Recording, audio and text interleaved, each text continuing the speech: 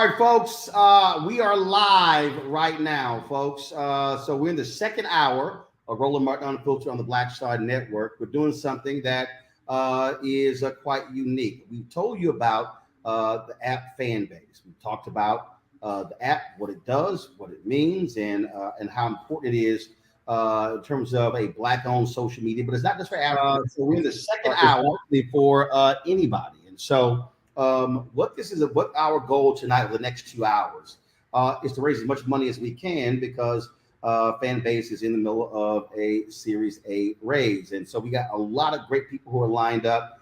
And you know what? Last night was a perfect example why an app like Fanbase is critically important. If y'all are watching the show, I told you. Last night, Oprah Winfrey and Vice President Kamala Harris held a virtual voter rally, okay? Vice President Kamala Harris had about 297,000 people watching on her YouTube channel. Oprah had about 100,000. Both of them had about 20,000 people who were watching on their Instagram pages. They had about 200,000, I think, that were watching on Twitter. So I told you. Last night, Winfrey has 21 million followers on Facebook. Virtual 1,700 people were watching her live feed on her Facebook page. 4,700 are watching Vice President Kamala Harris's Facebook page. I think she has like 5.5 million. I've got 1.3 million people on my Facebook page, only 230. And so people don't realize these apps are actually suppressing content. You're not actually reaching all of your people, but with Fanbase, that's a different conversation. What I want to do right now is bring in the founder and CEO of Fanbase, Isaac Hayes III, as we kick off this Fanbase Invest-A-Thon. So Isaac, let's talk about why you wanted to do this tonight.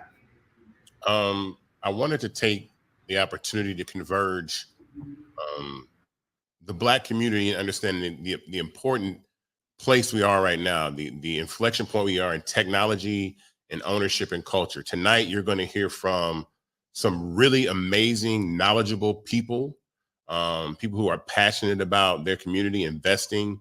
You're going to hear from Charlamagne. You're going to hear from Pastor Jamal Bryant. You're going to hear from Will.I.Am. You're going to hear from Tamika Mallory. You're going to hear from Kandi Burruss. You're going to hear from Ryan Wilson. You're going to hear from, so many people that understand where we are and their different perspectives of why this moment to invest in this startup and elevate this startup to the level of an Instagram and a TikTok by collectively using equity crowdfunding to insert our dollars into a company, use that app, scale that app to multi-billions of dollars, and then see what generational wealth can be created. So that is why I wanted to do this. Roland, first of all, being the person that's allowed us to do this and giving me the opportunity to do this. I think it's amazingly important. And I want to thank you for allowing me to do this. Also, Earn Your Leisure. I hear something in the background. I want to shout out Earn Your Leisure. I want to shout out Real Life Productions. These are streaming live on Earn Your Leisure's YouTube, your YouTube, Real Life Productions YouTube, the Black Star Network, on Fanbase. We're on LinkedIn. We're on all these channels right now streaming live. So I want the entire world to understand about this and hear this message tonight. So before we go to you talked about the wealth creation part, I want to go back to the freedom for content creators. Mm-hmm. And you've done this numerous times where you've walked people through these things. So, but explain to people how these things work on these platforms where people think, oh, like I was discussing earlier, Cardi B has 165 million Instagram followers. Yeah. But Cardi B is not reaching 165 million. And what I talked about was, like, literally last night, Facebook deliberately suppresses news and political content, especially Black news political content. And we witnessed it last night. So although Oprah has 21 million followers, only 1,700 were watching on Facebook. And what's crazy is she's got 23,000 followers on YouTube, but had 100,000 people watching live. That's crazy. Yeah. No, I mean, well, content suppression is a normal practice for tech startups because they have to drive advertising revenue to themselves. So if you have 100 million followers on Instagram per se, you have the visual equivalent of the Super Bowl.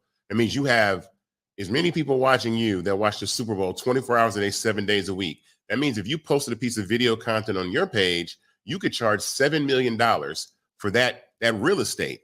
And Instagram and Meta and Facebook know that. So for that very reason, they suppress your content to force advertisers to run ads through them. So why would they let you reach 100 million people when they're about to charge, Coca-Cola or Dunkin' money to reach 100 million people? If you could reach 100 million people, Dunkin' and Coca-Cola would come to pay you. We do not do that at Fanbase. This is an engagement platform. We are a startup that has an ambitious, different view on the future of social media, that everybody is a content creator now. It is not just the people that make the elaborate content. It's the people that actually chat and have audio conversations and leave comments and going back and forth in the DMs and in the tweets. That's all content because they're running ads in between all of that content that you make. So I don't care if you're posting photos of pizza or you're making a mini movie. We are all content creators now in this new space. And so we have to move to the point right now that we get paid for our content, we monetize our content and do that. And so for that reason, I founded Fanbase. And also I wanted to give people the opportunity to invest and own part of the company. So that is why we're doing this tonight. All right. So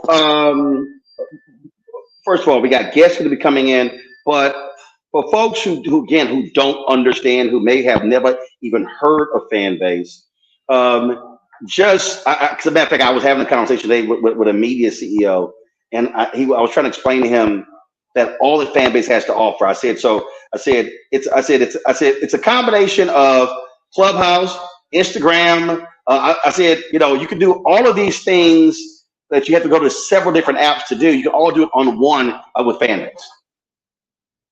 I mean, so we're moving to a point right now where people want the everything app, especially younger people, right? The younger generations of kids, they want the everything app. They want to not have to jump from app to app and figure out, how to monetize their content or how to have fun. And so I wanted to take, and honestly, some of these functionalities existed just based off the sheer fact that the platforms themselves did not respect the creators. Clubhouse did not respect the first 1 million people that joined Clubhouse and allowed them to invest. And so I went to my CTO and said, we're going to build audio chat rooms like Clubhouse and X Spaces in the Fanbase. And we did. And we were the first app, still to this day, we are the only audio chat platform that allows users to be tipped while speaking on stage or in the audience, or in the chat room, speaking on stage or in the chat room. And you can create subscriber audio rooms for you to have those conversations. They do not do that on Clubhouse. They do not do that on X Spaces, and Fanbase automatically allows you to do that. And we have something called branded audio that's amazing and incredible. And you'll see a little bit more about Fanbase tonight. But I want to kick this thing off with a message about what Fanbase is and where we're going. This is our statement in the way that we move moving forward. So I want to start our program with this with our manifesto. That really means a lot to what Fanbase is about. Bravery is not the absence of fear, but the ability to overcome it. We stand for those who defy suppression, who speak out, and those who walk the road less traveled.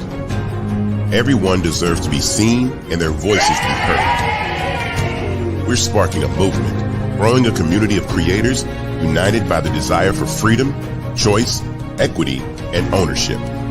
At Fanbase, it's all for one and one for all. We support each other to guide, promote, and uplift you in a place where you can unapologetically be yourself.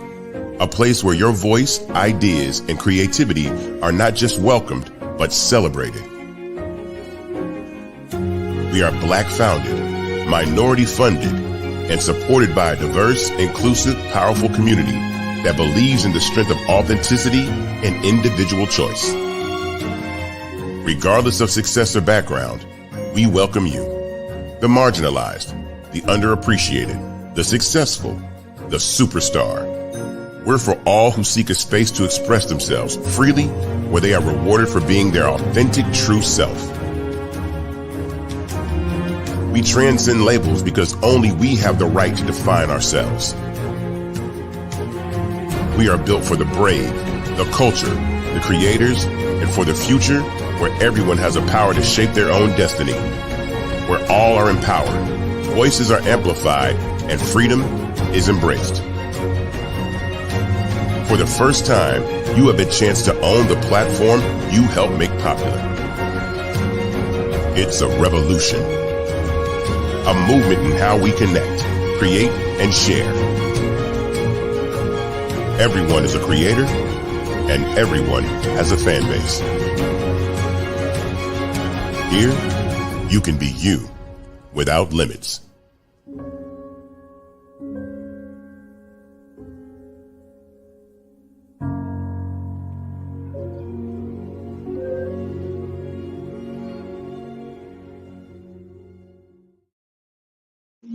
Well, I love that part, you without limits, because there so many of these other apps limit what people are able to do. And so, I see this also as an issue of freedom.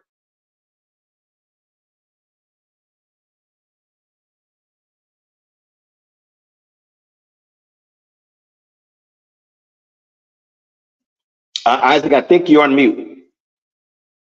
Sorry. There you go. Yeah, this is our goal and our plan and our mission statement of how we plan to do that. Right now, if you're watching, you see this link on the page. You can go to startengine.com/fanbase to invest. The minimum to invest in Fanbase is $399, and you're going to learn a lot about that. You're going to learn about equity crowdfunding and investing and stuff like that all through the program.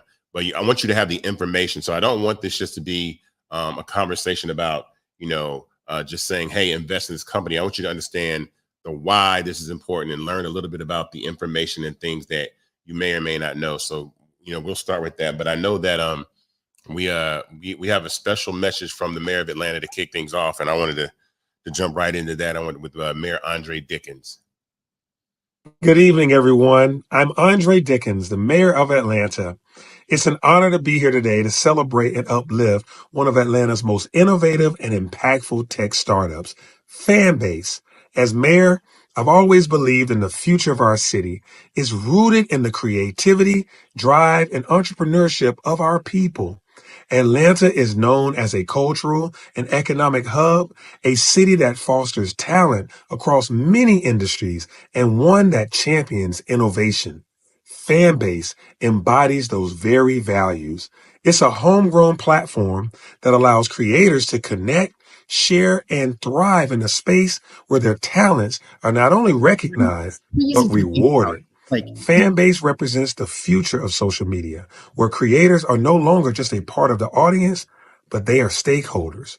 This company is giving creators, especially those from underserved communities, a chance to build careers, generate income, and be their own brands without relying on gatekeepers or traditional methods of exposure. I want to commend Isaac Hayes III for his vision and leadership in making Fanbase a powerful tool for creative expression and entrepreneurship. This platform is more than just a business. It's a movement that speaks to the future of digital spaces, giving everyone, whether they're musicians, artists, influencers, or everyday people, the chance to build community, monetize their content, and take command of their futures. Atlanta has always been a city where innovation meets culture, and Fanbase is proving that this combination is not only possible, it's thriving. I'm excited about the future of Fanbase, not just because it's a great idea, but because it has the potential to positively impact so many lives, creators, businesses, and the communities that support them. The success of Fanbase is a win for Atlanta, and I am confident that this platform will continue to lead the way in social media space, both now, here, and globally. Thank you to everyone involved in this journey and to the creators who are using Fanbase to tell their stories and share their gifts with the world. Let's keep pushing forward. The future is bright, and Fanbase is proof of that. All right, Isaac. So we got lots of people who are going to be joining us, different celebrities that have invested, other people. But for somebody who's watching, and if they want to invest, obviously the information is there. You got a QR code on the screen. You got startengine.com/fanbase. How much do they invest? Still on mute, Isaac. Huh? Can you hear There me? we go. Okay. Now you go. So you got to remember, your mic is on, but you got to hit that mute button on the StreamYard.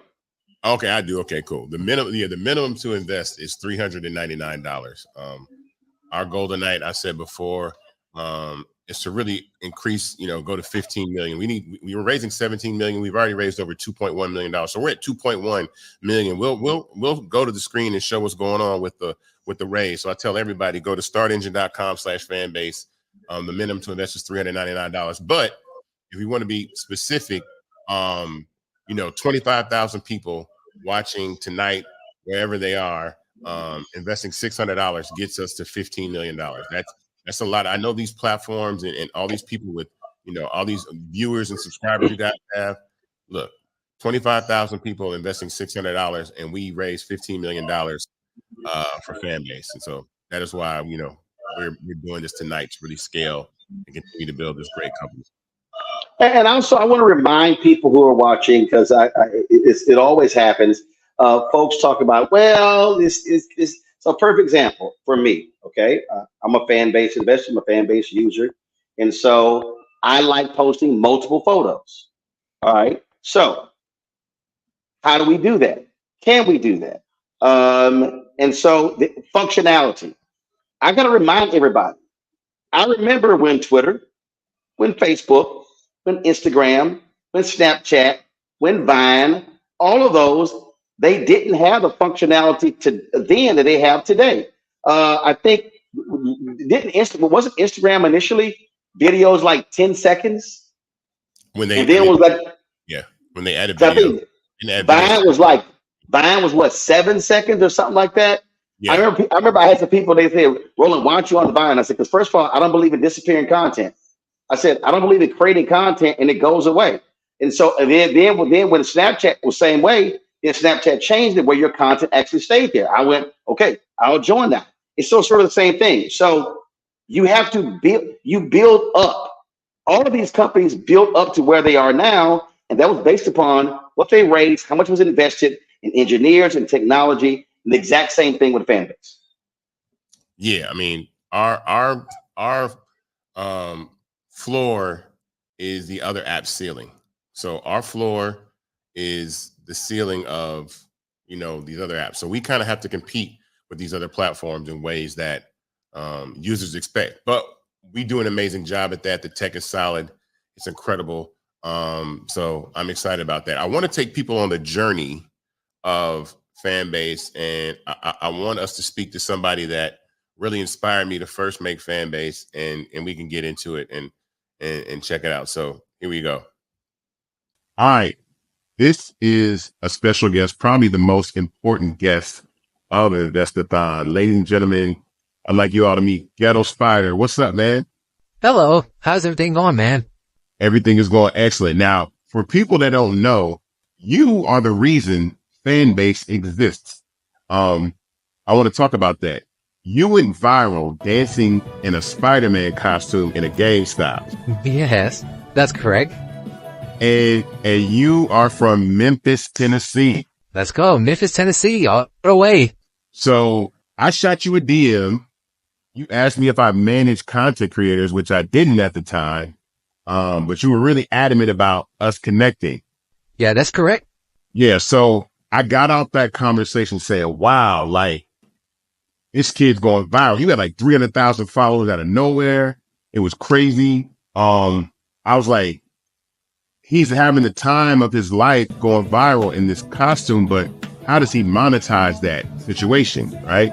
And, I was like, yo, we need an app where people can subscribe to people like Netflix, because if there's a chance that Disney or Marvel didn't want you using the costume, you're an amazing dancer. So I wanted people to be able to have an opportunity to monetize their content. And I don't think I ever talked to you for like an entire year. I really jumped into building Fanbase, and came back and told you about, what Fanbase was about.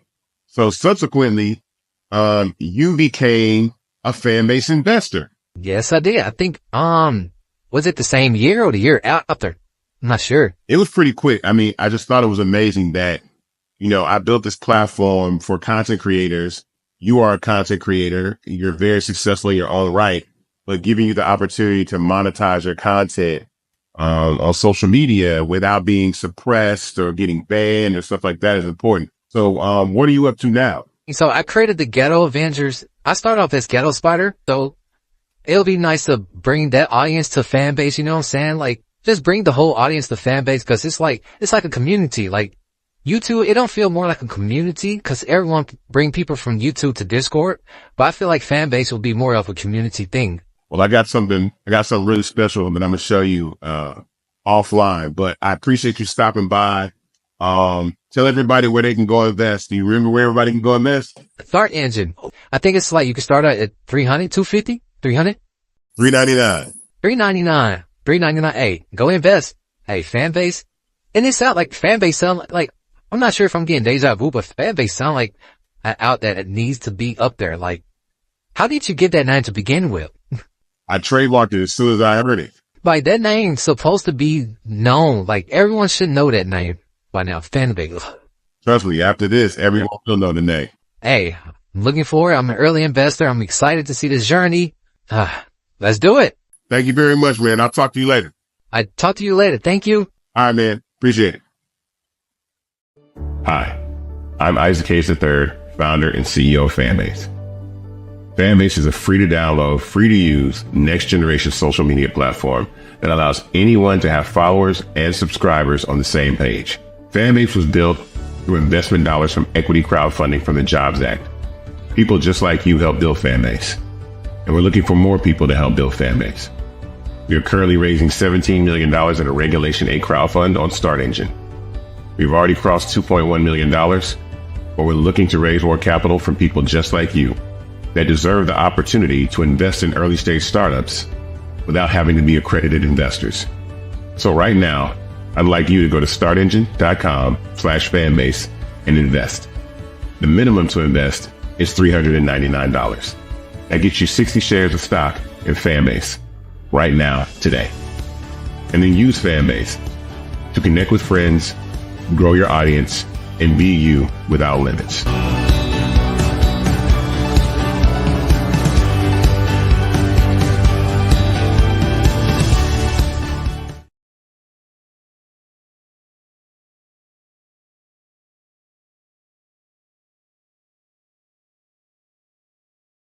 We're back at Fanbase Invest-A-Thon, and I got my guy, Desi Brown. What's up? Hey, what's going on, my brother? What's happening, man? Oh, man, bless. So I'm Desi Brown, the co-founder of the franchise game, marketer, connector. And what I want to talk about today is how important it is to invest in Fanbase. As a creator, we always are blowing up the other social media platforms, never to have an opportunity to actually invest back into the platform. And with Fanbase, it's your opportunity to not only blow up a Black-owned social media company, but to also make money through the platform, but also make money by investing in the platform. We've never had this opportunity with any other social media. And so it's very important to be on the at the intersection of culture and technology. And that was the reason that I invested. Isaac and I have been friends for years, and I invested through Start Engine very early on. So if you want that opportunity as well, make sure you go to startengine.com/fanbase, invest, get your money up. Let's make it happen. All right, man. Thank you, man. Appreciate it. Thank you for stopping by, my guy. I appreciate that. What's up, Justin? What's going on, man? How you doing? I'm good, man. Ladies and gentlemen, this is Justin Dawkins, a good friend of mine and one of my tech senseis that taught me about the tech industry when I first got started. How you doing, man? I'm doing well, man. It's a beautiful day here in the A, and happy to be here to support you and crowdfunding and just getting more people involved in the innovation economy, in the process of building a great technology and generational wealth. That's the idea. That's the dream. Where do we lack right now currently in investment opportunity for businesses like mine? Where are we lacking? Because equity crowdfunding has really served as a way that I can have investors invest directly in my business. Where are we lacking? Yeah, I think equity crowdfunding to me represents an opportunity to get everyday people involved in the innovation economy and get them involved in investing and helping to build local startups. Every startup that you've ever seen started out locally, started out with like a local group of people, whether that was in San Francisco or Boston or New York or here in Atlanta, and then it grows. And I think we miss that because we see the headlines, we see the Forbes list and the New York Times or whatever the case may be. But every movement starts with a small group of people, and equity crowdfunding represents that. And not taking advantage of that really, really misses the boat, misses a tremendous opportunity to get involved, A, early, but then B, to be much more instrumental in how a company grows and really helping to shape what it looks like as it grows. And so there's a lot of missed opportunity. A lot of great businesses are underfunded, under-resourced. And so equity crowdfunding and even some other tools, I think, are great options, especially for a lot of startups and businesses that may not fit squarely into venture capital models or other equity models. I'm gonna put you on the spot. All good. Think about Fanbase. Now, as someone that came to you and said, hey, I want to build an app, and we built one, tell me what you think about what we've been able to accomplish. Well, first of all, I would say what you and the team have built over the years is just phenomenal. The technology is not easy. It requires a lot of intentionality, a lot of smart people around the table, obviously great engineering and design talent. But more than that, what I love about what you built is the community. And how you really, really focused on creators, especially when we look at where things are with other apps. Don't need to be mentioned right now, but we talk a lot about how they treat creators and how they don't capitalize them well, don't invest in them, don't give them the resources they need to be great, or just flat out just don't compensate them well. And I think what Fanbase represents and what you built is an opportunity for folks to earn money, also build a following, build a tribe, and really, really tap into those folks that are really passionate about them, what they produce and create, and making sure that entire ecosystem is an equitable ecosystem. And I think that's what I'm most proud of when I think about Fanbase, and it's honestly why I personally invested in the company. Thank you. Yeah, I think I'm glad to have you as an investor. I think your cosign means a lot from someone that saw me work on this from the beginning and actually seen the tech and what we've been able to do. Let me ask you this, because I think this is also something that's important when it comes to Black tech, right? And one of the things I stress is infrastructure and ownership. Especially in like entertainment and technology, like the infrastructures are primarily not owned by people that look like us, but yet our culture powers them. What are your thoughts on that? I think you hit the nail on the head. One of the things that makes the culture wonderful is that we are really great at building brands, telling stories, connecting. But when you look at building big companies, right, going beyond the brand, going into the systems, the processes, to your point, the infrastructure, it is critical that we own pieces of that as well. So I always like to think of it or liken it to, even the clothing or the apparel lines that we put out. Like, yes, we're good at putting dope graphics and, getting the right textures, but we don't own the cotton. We don't own the manufacturing. We don't own the process of actually producing the good. So we're really great at brands, and that's amazing, and we can continue to do that. But yes, we should go, as we like to say, go vertical. We should start looking at supply chain. We should start looking at owning our technology and the other things that make up the platforms in which we can produce more and more and more businesses, more brands, and we actually own more of it, which gives us really I think the power that I think we all want as a community. Thanks. Well, I appreciate you, coming through the Invest-A-Thon. This is something that's never been done before. This is kind of different. I think this can serve as a model for us to continue to support each other and build businesses. So I appreciate your support. Let everybody know where they can go invest. Oh, that's easy. Startengine.com /Fanbase. Get in early. It's time. It's time to take off. I think we're in a wonderful transition as far as our economy, as far as the creator economy. And I think Fanbase is poised and in the right position to take full advantage of the moment and really enable creators as well as investors. And I think we can win together. Looking forward to it. Thanks, man. Well, thanks for stopping by, man. I appreciate it. Of course. Anytime. Appreciate it. Shout out to the whole Fanbase family, all the investors, everybody that's tuned in having this conversation. My name's Ebro. I host the morning show in New York City, Ebro in the morning, drive time.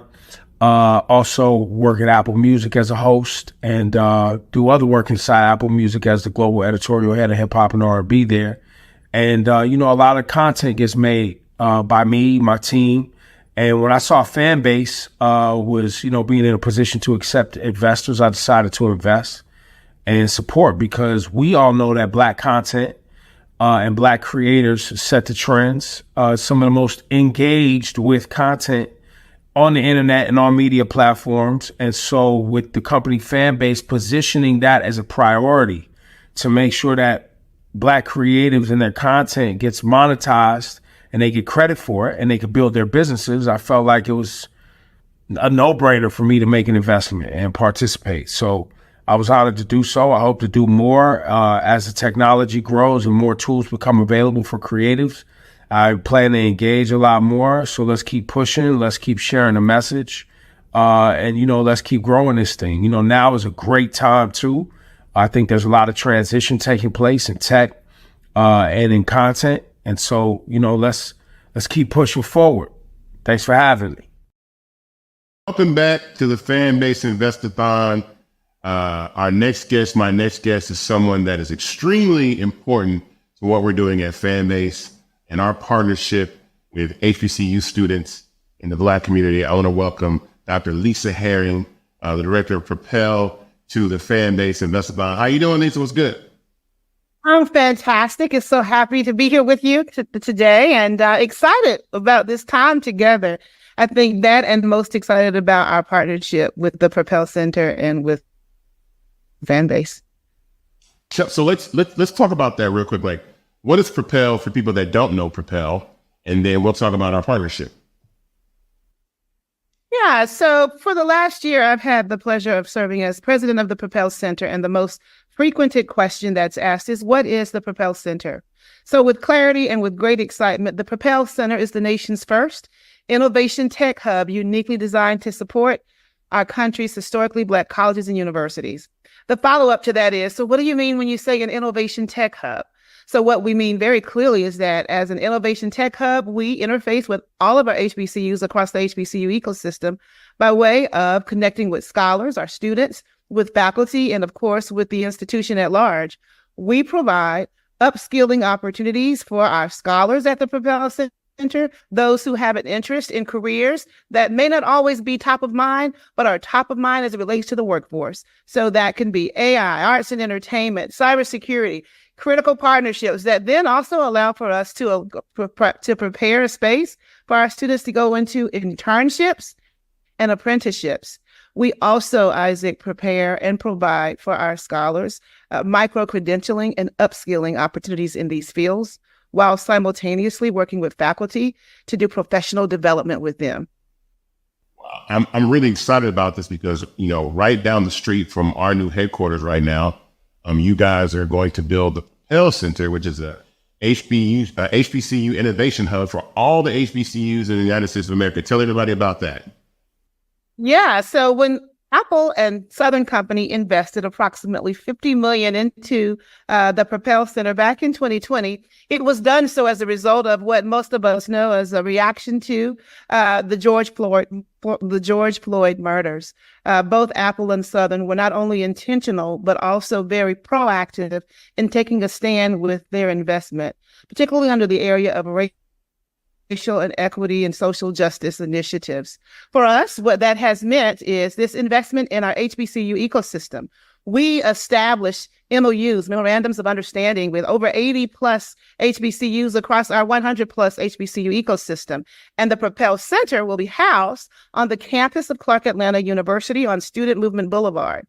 We're about 4 years into existence, and we've spent the last several years developing our program. Our program has been inclusive of a Propel Learn platform that is an app that allows for students to have access to our courses and our micro-credentials.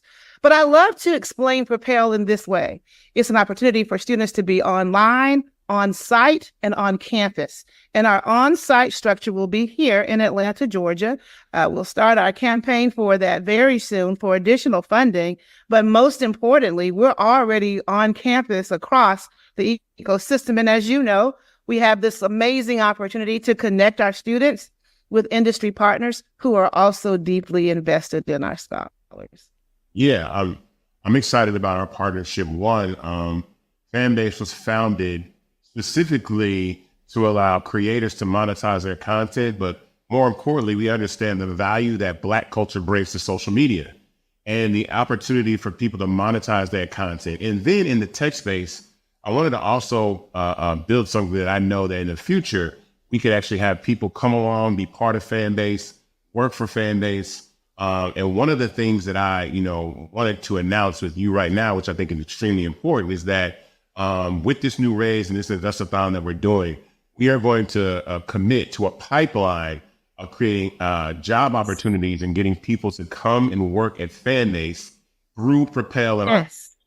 I'm so excited about that because I think it's more important that young individuals, young Black individuals have opportunity to work at tech companies, especially a social media company that's founded right in Atlanta, Georgia. So I'm excited to be able to announce that we are committed to the pipeline of bringing a lot more Black students and Black employees into Fanbase by way of this partnership. So let me be very clear and intentional around celebrating and embracing this opportunity with you, not just for our professional partnership, but for what I've always believed all my life is our most important focus, and that's our scholars. What this does, just to be clear, it addresses the urgency for us to not only support, but create future innovators. That's definitely a part of what's happening. And I want to appreciate something that you said, Isaac, and that is creating pathways for Black creators. So our partnership with Fanbase, hands down, does just that. In partnership with the Propel Center and Fanbase, and when I think about the scholars that I've already had a chance to not only engage with, interview, talk with, even on within the campus of Fanbase, I know that it's a difference maker.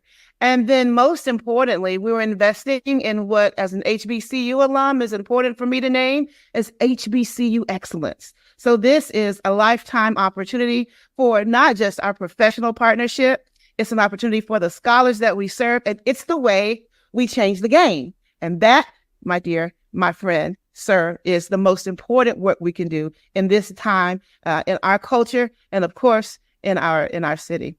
So I'm going to also, now here's the next bit of news that I think we're announcing right now, which is the fact that Fanbase is going to commit to taking a portion of our revenue that we make as a company and create the Fanbase Propel Scholarship. So that's right. To announce that, I think that is extremely important. So we could talk a little bit about that, but give me your thoughts on that. So it's not even as much as thought as it is a reaction and gratitude. And let me say this about you and your vision and leadership in this partnership with the Propel Center and our work for, as I shared earlier, investing in HBCU excellence. This opportunity to raise money that allows for scholarships to go to an HBCU scholar that's connected with the Propel Center is not only a shared goal of empowering our young Black leaders, but I think it's so important. It's so important. It changes their life. It eliminates issues of concern. And it also invests in them by saying that we see you, we believe in you, and we want to be a part of this journey, whether that's entrepreneurship, right? Whether that's a creator in the industry, however they see it. So I'm grateful for that. In the absence of our scholars, it's a deep, heartfelt thank you. And in the thinking about our future, this is the way we come together and make a difference in the lives of our Black and brown community, but especially the scholars that we're very focused around supporting. This, sir, is a game changer. So we're deeply excited. We need like a drum roll, right? Can I do like the virtual drum roll or kind of the loud applause, something to that? Yeah, there's some theme music around it. It's amazing. And I want it to be clear. It is also a collaborative vision, and it speaks to the call to action, where now more than ever, we all have to do something to be able to say, not only do we support our HBCU community, we're deeply invested in it. And this is a testament of true investment. Hey, that is the perfect way to wrap this up. I am so appreciative of your time and you coming to Fanbase Invest-A-Thon. This is a movement, an economic movement, tech movement, and a Black movement per se too, definitely with our partnership. So I appreciate you stopping through Invest-A-Thon. I'm excited that you're here. I can't wait to work closer together. You know what I mean? Yes. I know. But, yes, please. no, but I thank you.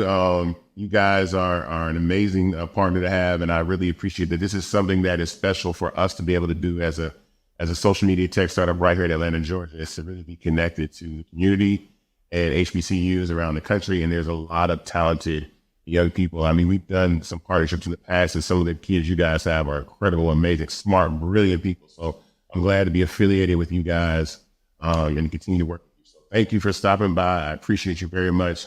And I'm sure we will cross paths sooner than later, as always. As always. And thank you for rising to the call to action. What you're doing is, as I shared earlier, it's life-saving for our scholars and our institutions, quite candidly. And the Fanbase and Propel partnership, I know for certain will help advance equity in tech, and that we are going to together help launch the next generation of creators with the tools that they need. And again, in their absence and also in their presence at the Propel Center, we thank you and we thank Fanbase. Thank you very much. Thank you for stopping by. Always. Okay.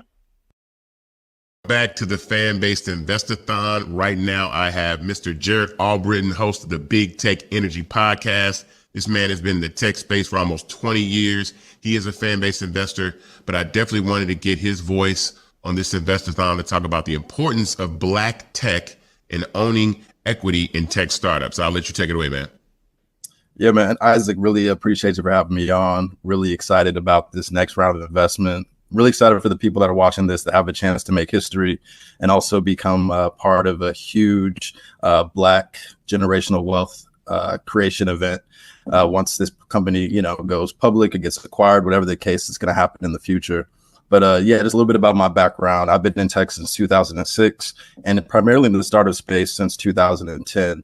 And, as part of being in the startup space, one thing that's really important to me is equity, because equity is the type of thing where somebody like a seed investor at Uber puts in $5,000 and then once they go public makes 24 million. These are opportunities that our community typically gets left out of because we don't meet the requirements or we're just not in the right rooms, in the right spaces. So for this opportunity, I'm really excited that you are in the right space. You do have the opportunity. And not only can you invest, but you can also have an impact on how this investment grows in the future by sharing to people to join Fanbase, to create clubs, to make content on the app. And so how I discovered, Fanbase was, I was on this app called Clubhouse, where I was basically helping people break into the tech space and building a huge audience, but I'm building an audience for a platform that I have no ownership in. So when I saw what Isaac was doing with Fanbase, I jumped right in, invested really early. Since I've invested, I think my investment has increased 5-10x, something to that effect. But that's only just a small amount compared to where I see it going in the future. If our community does what we do on all platforms, which is bring our humor, bring our swagger, bring our, point of view that has blown up other social media platforms. If we just go ahead and do the same thing, Fanbase is absolutely going to be successful. And what I like about Fanbase, besides the fact that, it's Black owned and we can have ownership, is just the functionality aspect of it. You can do things like I do on YouTube on the app. You can do things like I did on Clubhouse with social audio on the app. You can do things like I do on Instagram on the app. But instead of only seeing, only my audience seeing, only a small amount of my audience seeing this material, the opportunity for my entire audience to see this material and to do revenue share, get hearts for everything I do on the platform. I had one conversation I did on Fanbase where I looked on my phone and I made like $25. Clubhouse, Instagram, etc. Never really had that happen. Never had that opportunity. So just thinking about once the app has millions and millions of more users on the app platform, There's no toggling down of the algorithm like you see on Instagram and other platforms. I can envision myself going live on Fanbase and making $1,000, $2,000, $10,000, $50,000. The sky's the limit. So if you're not a user of Fanbase, highly recommend that you use it. But if you're not an investor in Fanbase, this is your opportunity to get in right now before the price goes up, like Fat Joe said. And you can you can absolutely be a part of history. Because what I'm interested in, what I'm excited about, is the fact that this could be an event, you know, however many years down the line. You definitely want to be patient with this investment. Don't think it's going to happen overnight, right?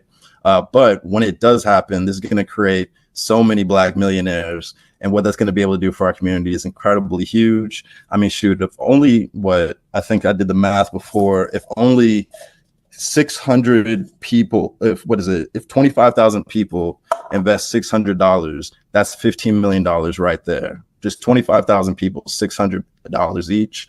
And we could raise $15 million right now, pump it into the app, and then all of the things that he's going to do from a tech standpoint that I heard about that I can't share.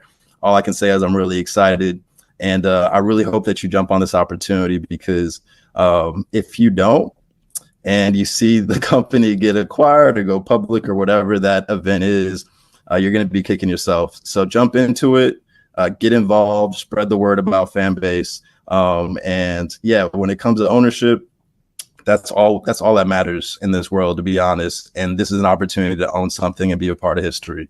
So yeah, man, that's my passion and appeal to everybody in the space. And if you're interested in learning more about tech, AI, and how to get careers in tech, feel free to check me out on Big Tech Energy Podcast on YouTube, and Dr. J on Instagram, and Dr. J, more importantly, on Fanbase, where I'll be building community and really growing an audience there, and taking advantage of all the functionality that I can get on Fanbase. So that's it, man. Any questions? No, man, that's it. You said it perfectly. I got one question for you. Where can they go invest? Yeah, so if you go to startengine.com/fanbase, startengine.com/fanbase, that's where you can get a piece of this pie that's going to be worth a ton of money in the future. So that's where you need to go. All right, man. Well, thank you very much for stopping by Invest-A-Thon. I appreciate you. I know you're busy at a conference, you're doing your thing, but I'm glad you took the time out of your day to stop by the Invest-A-Thon for Fanbase. This is really impactful and powerful. I appreciate you, and I'll see you soon, man. All right? Sounds good. All right, my guy. Thank you.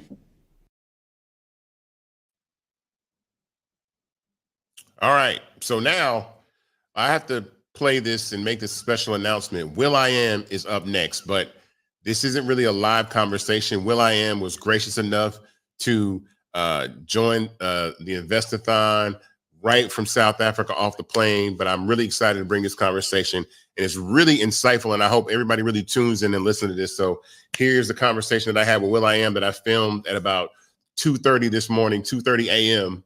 I had to get up and do this, but it was important to have Will on, and I wanted to make sure we do that. So here's Will.I.Am in our conversation. Ladies and gentlemen, I am not at the Fanbase headquarters. I am at home, but I had to get this amazing guest for the Invest-A-Thon. Welcome, Will.I.Am. How you doing, my guy? What up, Isaac? I'm chilling, bro. Just here in South Africa.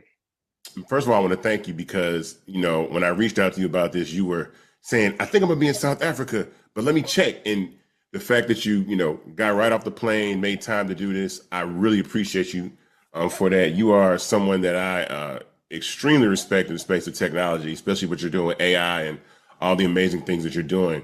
I want to ask you, when it comes to technology and Black culture, where are we lacking? Why do we need to own infrastructure and technology as Black people? I could say, we right now, everybody's at the same starting point. There's some people that are further ahead, the obvious ones, but for the majority of folks, we're right. We're all in the right place because in the past, everyone wasn't equal like this. And so there's people listening to this right now and be like, what are you talking about? How can you say we're equal in this? I'm coming from an optimistic, competitive perspective. And when you want to win, you know, to have a underdog, I'm way in the back mentality.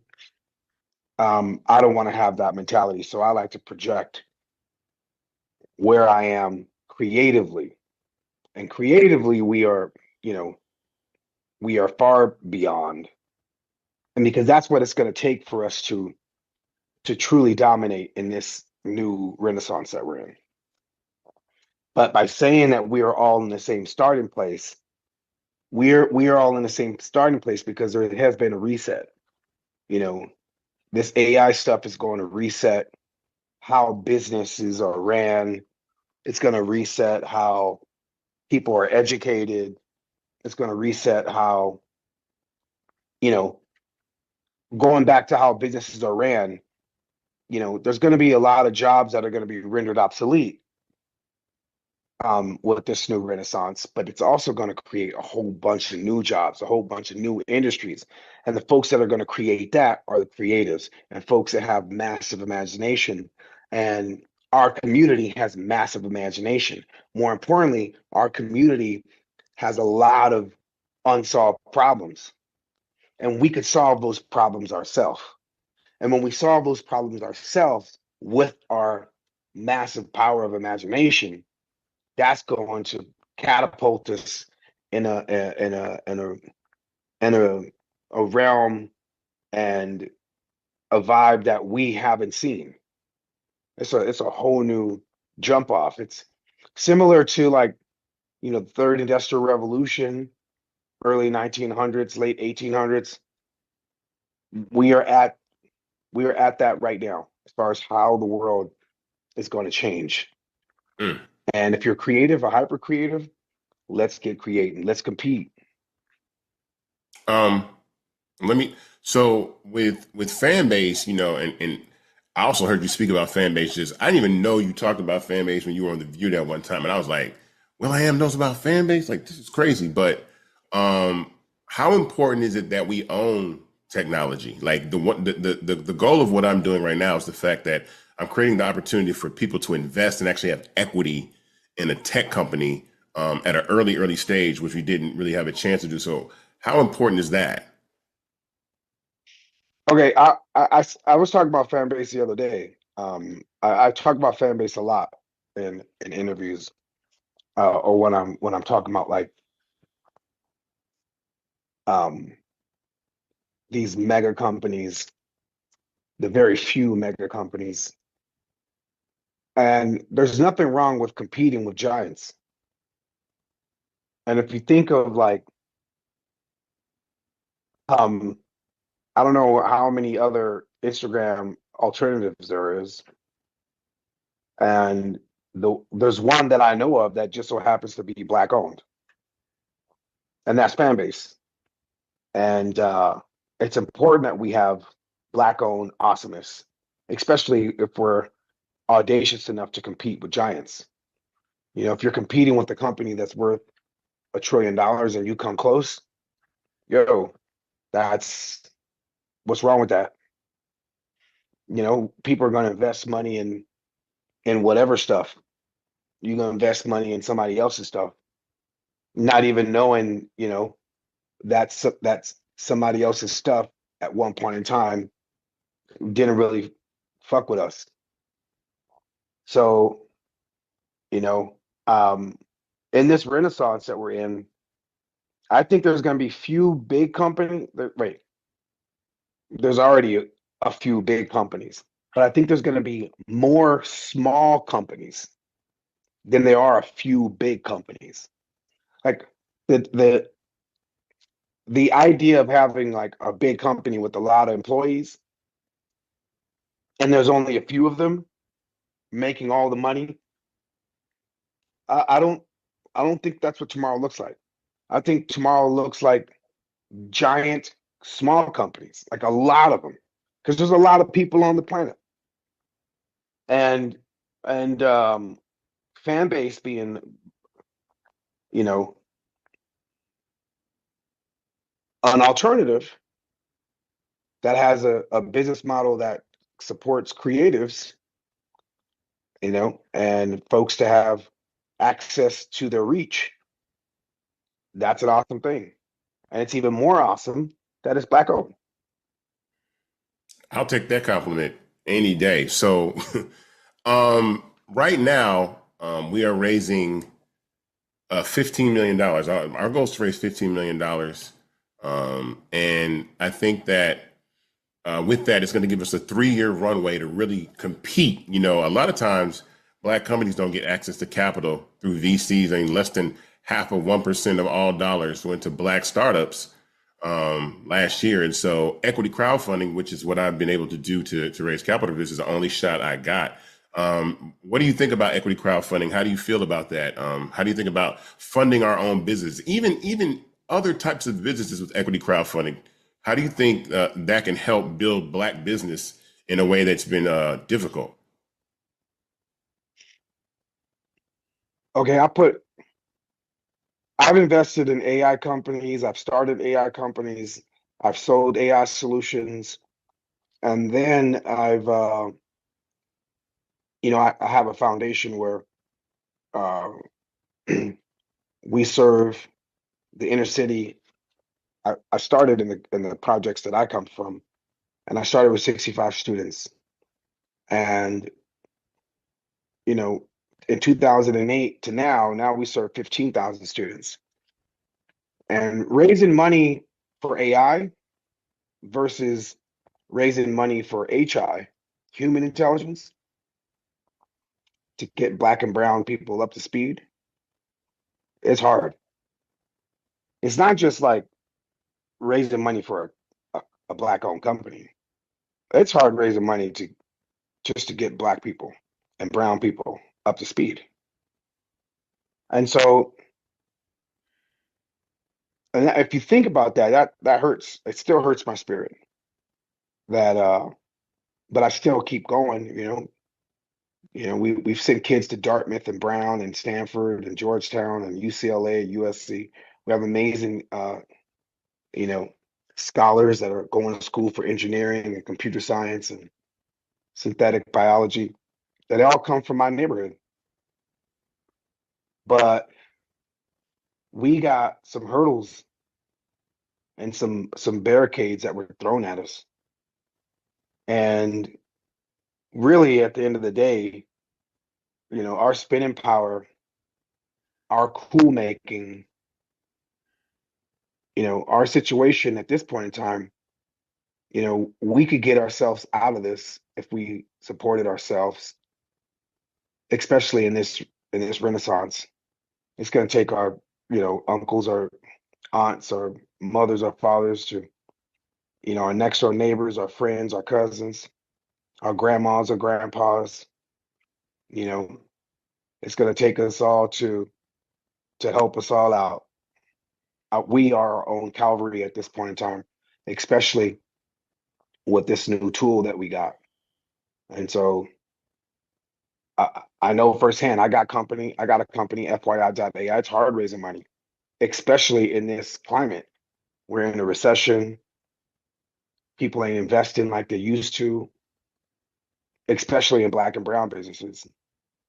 You know, and we could come up, we could pull ourselves up, we could like push our, you know, make time for one another and support one another. That's why when you were like, yo, I'm doing this thing, I'm like, yo, I gotta show up. In any form, whether it's virtual. If I was in LA, I would get on an airplane, I'll fly to wherever your event was. But yeah, we need each other right now. Thank you. I mean, well, right now we're on Start Engine, so the minimum to invest is $399. That gets you 60 shares of stock in Fanbase, and that's critical at this early stage of a company. It's not just that. Like, you could invest money, or you could just use it all the time. Like, because if people invest and then they don't use it, that ain't good. Right. Like, you know what I mean? Like, use it all the time. Invest and use it all the time. But think about the things that we actually invest in. You know, like we've invested in characters that poison our community. Like we celebrate the folks that poison our community. We look up to the cats that like got our aunts and uncles strung out on a substance. We bigging them up. Like think about the shit that we actually entertain and like respect at the highest level. So, and then there's like this new type of thing that folks they know the importance of it, and you know, you not Nino Brown, this ain't juice, but you got a different juice. You got, you know, something that I wish I could get my cousins and my niece and my nephew to be like, yo, I'm gonna start my own tech company. We need more Isaac Hayes's. You know, your dad inspired me to make music. You're gonna inspire my cousins and my family members to start tech companies. I hope, you know, because when they see Uncle Willie, they be like, that's because Uncle Willie, you crazy, Uncle Willie. But when they see somebody else doing it too, right alongside, we got a movement. So back to what I was saying, $399. You're gonna spend $399 eventually on some bullshit. But if you're gonna invest $399 and then use it every day to ensure that your investment grows, and you get your cousins in the neighborhood to be on it every day. Yeah. And a movement happens, you know, and you a part of it as it grows, and you pushing it to grow, you out here farming and nurturing something that will change our communities. Like think of Instagram's worth a lot of money. Yeah. It's not just like it's a lot of money. Like it could. I would always say, like, imagine if WhatsApp came from Watts. Imagine that. Oh, you know, TikTok is massive, but it's not just the loop. It's the you know, people using it all the time, believing in it. You know, being a part of Beats, I saw it. You know, people use Beats. They wore them. Right? That was the choice. And it was different from like, you know, it was a movement. They spent their money and they wore them. Now, what you're doing is like community based. It's like, yo, invest, use it, and we all grow. That's pretty powerful. Yeah, man. I mean, I want to thank you. I know you're a busy guy. I appreciate you for taking the time. As soon as you land in South Africa, I want you to, you know, continue to lead the tech space, because I'm really tapped into what you're doing and everything that you do. We are allies in this tech space together, and I value your friendship and your mentorship and your experience very much. But I want to thank you for taking time to join us at the Invest-A-Thon. Thank you. And check out FYI.ai, all the folks listening to this. That's my company. Yep, we in the thick of it. Getting ready to deploy our tech across, you know, amazing hardware, partnering up with other companies as well. But salute Fanbase. Thanks for your bravery, your audaciousness, your ambition. Anything I could do to help, I'll be there. All right, peace out, bro. Thank you, my guy. I appreciate it. All right, my man. What's up, y'all? Look, Fanbase is more than a platform. It's a movement to empower creators, offering a unique opportunity for everyday people to invest in Black-owned tech, infrastructure, and help shape the future of social media. Investing in technology is essential for creating long-term wealth and influence in the digital age. The Black community must not only consume tech, we must own it. Discover how equity crowdfunding can serve as a powerful tool for funding Black businesses, allowing entrepreneurs to raise capital directly through their community through the Jobs Act.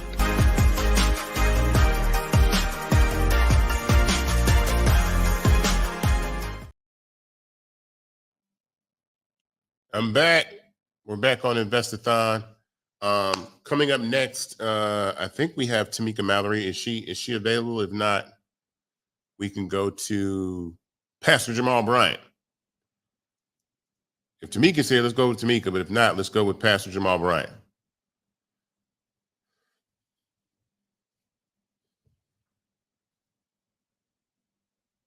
Oh, y'all hear me? While y'all wait, make sure you go to startengine.com/fanbase to invest. I think we just have a backstage issue, but how do you like it so far? Listen, we're raising capital though. I wish y'all could see the screen. We are raising money. We raised probably about $50,000, like really quickly. Like I think we raised about $50,000 in the first, 30 minutes or so, whatever, doing this. So it's running up. Go to startengine.com/fanbase right now and invest. Tell your friends, share these links, share your YouTube links. Like take these YouTube links, throw them in your group chat, tell all your friends what's going on. There's a lot more people coming up to speak. I want you to hear all these people. Tap in, let's go, let's roll, let's continue. If you have not invested, reinvest. That is extremely important. It helps us scale, and we're at an inflection point. We have to really take advantage of this moment to do this. So, let's roll. Where are we at now? All right, so we're waiting for Tamika Mallory and Pastor Jamal Bryant to connect. So they are not here just yet. And again, for folks who may have just started tuning in, this is the Fanbase Invest-A-Thon. Of course, there's a lot of information out here, folks, so that you can get. I saw someone on the YouTube chat that said, hey, I need more information about the company's financials. Guys, if you go to startengine.com/fanbase, you'll see all of the detailed information, the SEC filings, all that sort of stuff. It's all there at startengine.com/fanbase. And so if you have if you want any information about how the company's performed, its current valuation, how many investors there are, how much was raised in the previous raise, all the information is right there. So all you gotta do is go to it. You're gonna simply go to startengine.com/fanbase for that information. And so, this is really about the opportunity for us to be able to get it on the ground floor. And let me just say this, because this is the thing. You heard Will.I.Am talk about this, and I talk about this all the time. And I'll never forget. I was the speaker at a Chamber of Commerce event, a Black Chamber of Commerce event in Houston. And it was very interesting because they had a live auction. And they had this diamond necklace. And then they had this, after the diamond necklace was a custom tailored suit. And so I sat there and I watched the diamond necklace sell for $600-700. And I literally saw the tailored suit actually go for more than $1,000. Now, why was I perplexed by that? First, that tailored suit, only you can wear it. You can't sell it. You can't, that's it. The diamond necklace actually is going to maintain its value or have more value. And I sat there and I said, is that how we, frankly, sometimes make decisions as African Americans? That's literally what I said. So I then look at, and again, Will.I.Am made this point, look at the things that we buy. Look at the things that we invest in. So I'm just sitting here, and again, I'm thinking just functionally. So, 2 iPhones, okay? Now, because of what I do with social media and everything like that, and I've got T-Mobile and I got Verizon, all that sort of stuff like that. Okay, so more than $1,000 for each phone. Okay, I got an iPad right here. I think this iPad was $1,100, whatever the number was. Okay, I got a MacBook Pro right here. I've got other items here. Now, ask yourself the question: what do you spend money on, and does that money grow? Meaning, is it going to grow? Can it actually blow up? That's how you have to think.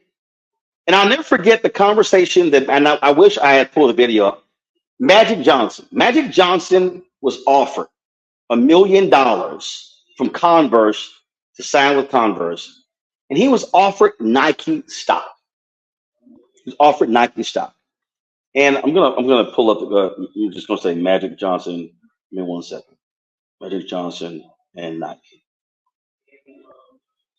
Okay. So it was 1979. Nike was not Nike then as it is now. Phil Knight did not have the money to pay to give folks big salaries. So, but he offered Magic Johnson stock. Magic Johnson turned the stock down to accept the Converse cash. Had Magic Johnson, and this is a story from August 10th, 2023 in Sports Illustrated. Had Magic Johnson not turned the stock that Magic Johnson was offered last year would have been worth $5.2 billion. That means Magic Johnson would be the second richest African American in the country. But Magic said, we didn't have anybody in my family who had stocks. We didn't know anything about that. He said Converse was well known, took the cash. That right there speaks to what happens a lot of times with African Americans. How we're not, frankly, from a cultural standpoint, because we've been shut out of these things for decades, for centuries. We don't think in terms of stocks, equity, and things along those lines. A lot of it's cash right now. Isaac has talked about African Americans who are huge on Twitch, who are huge on other platforms, who are getting paid very well, but they have no equity. They got no equity. 50 Cent was at InvestFest talking about that. The initial liquor deal he was offered, marketing deal, wasn't an equity deal.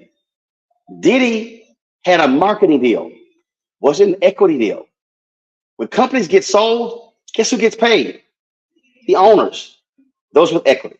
So this is about you having an opportunity to, on the ground floor, get equity in a technology company, and in technology is the space where most wealth is actually being built.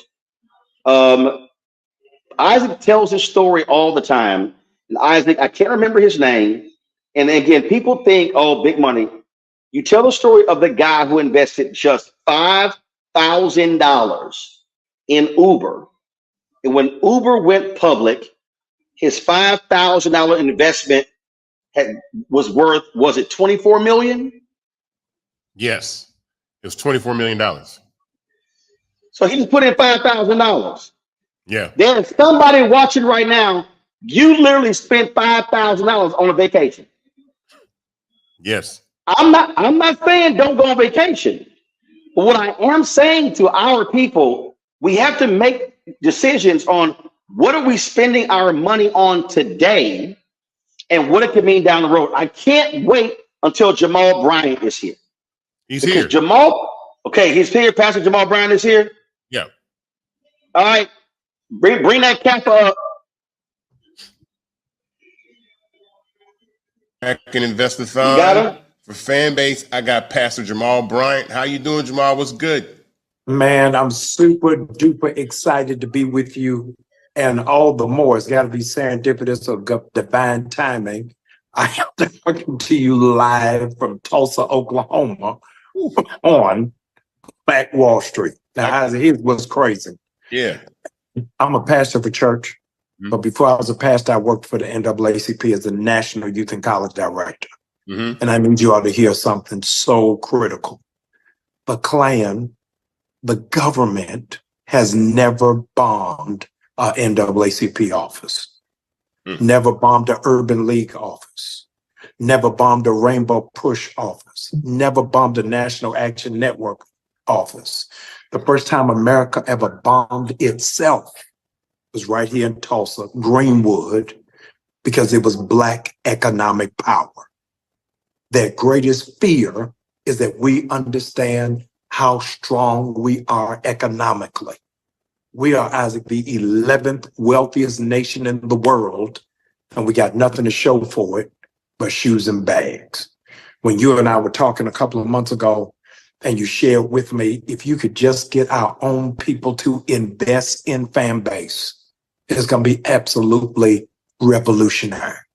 I need you all to understand something so critical, that the next step after civil rights is civil rights.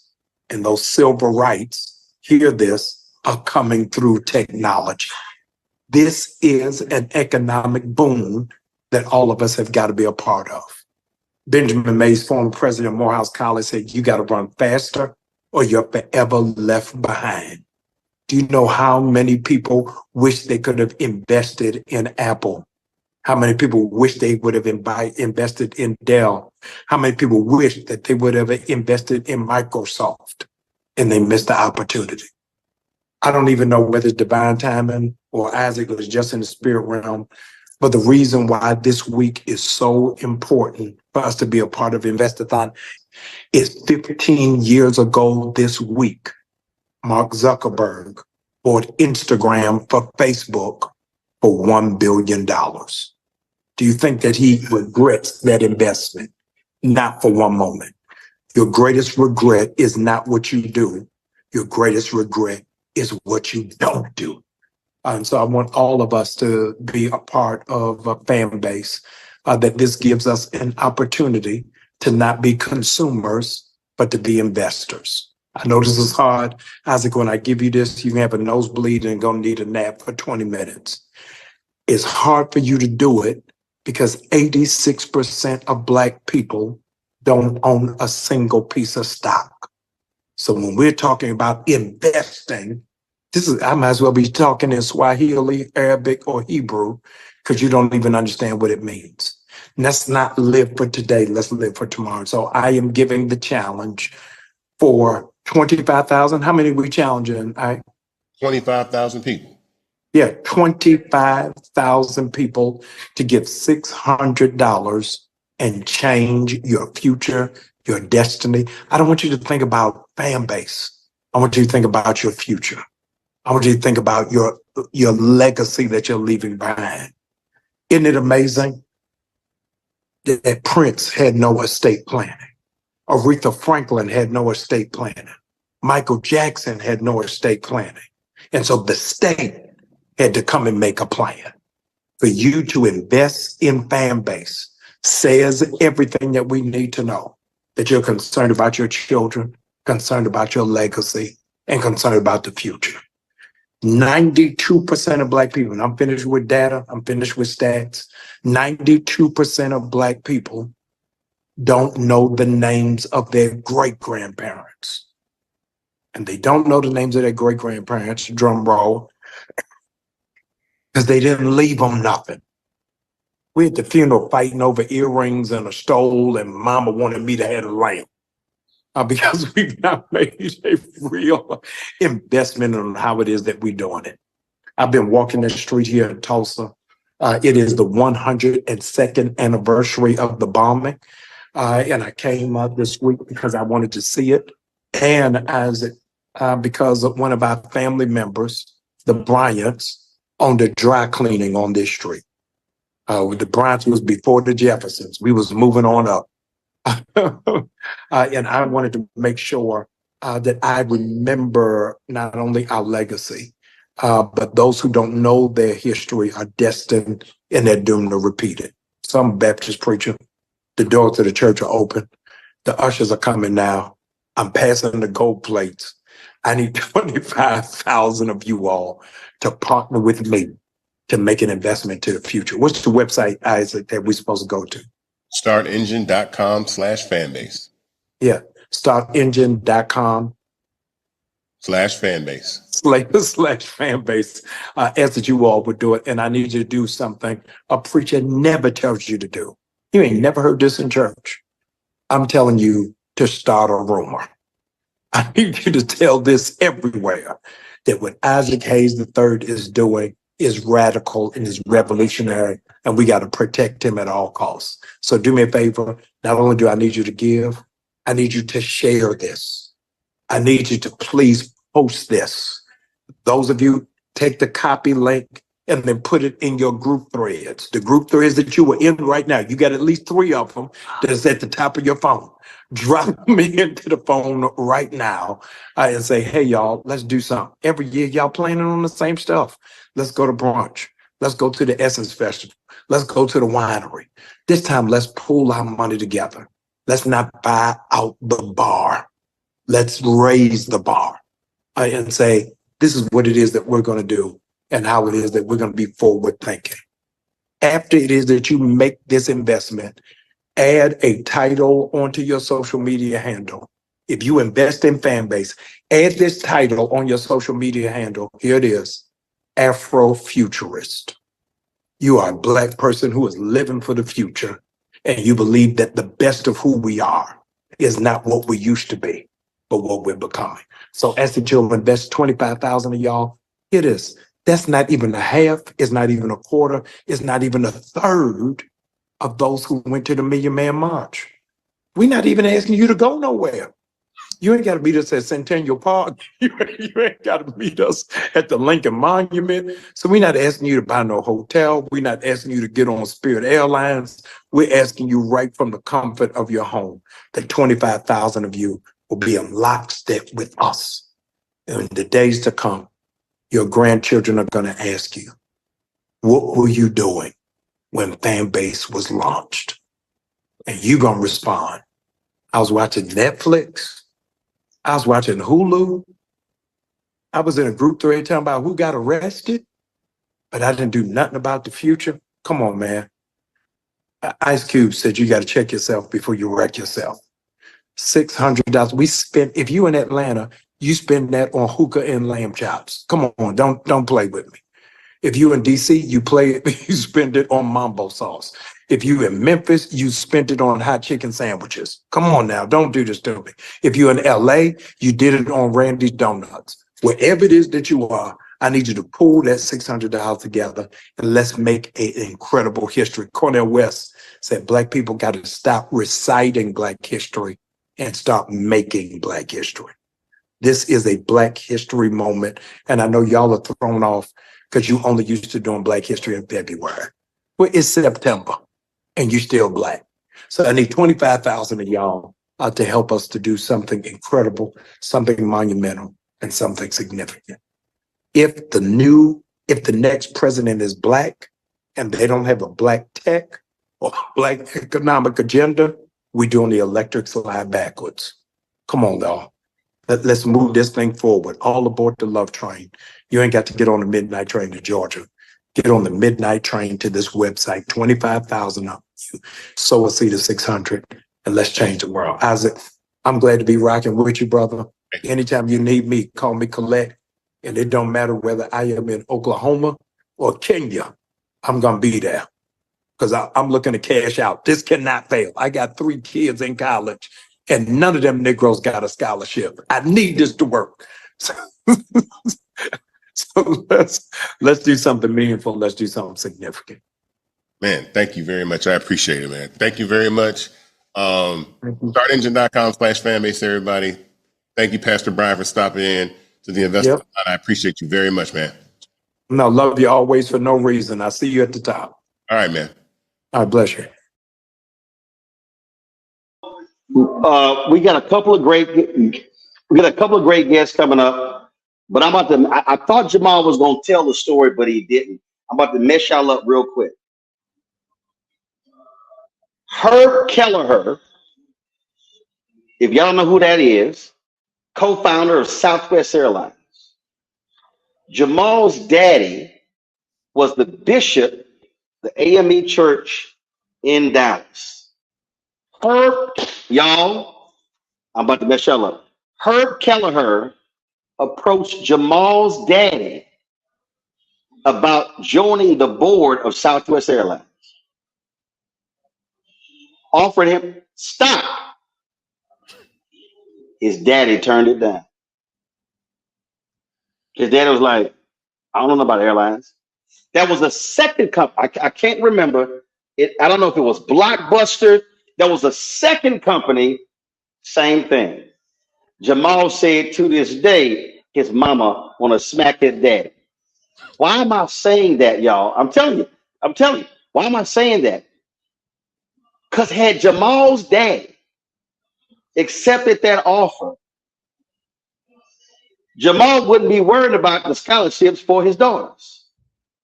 Because that stock potentially could be 10, 20, 30, 50, $100 million today. This is what we're talking about, y'all.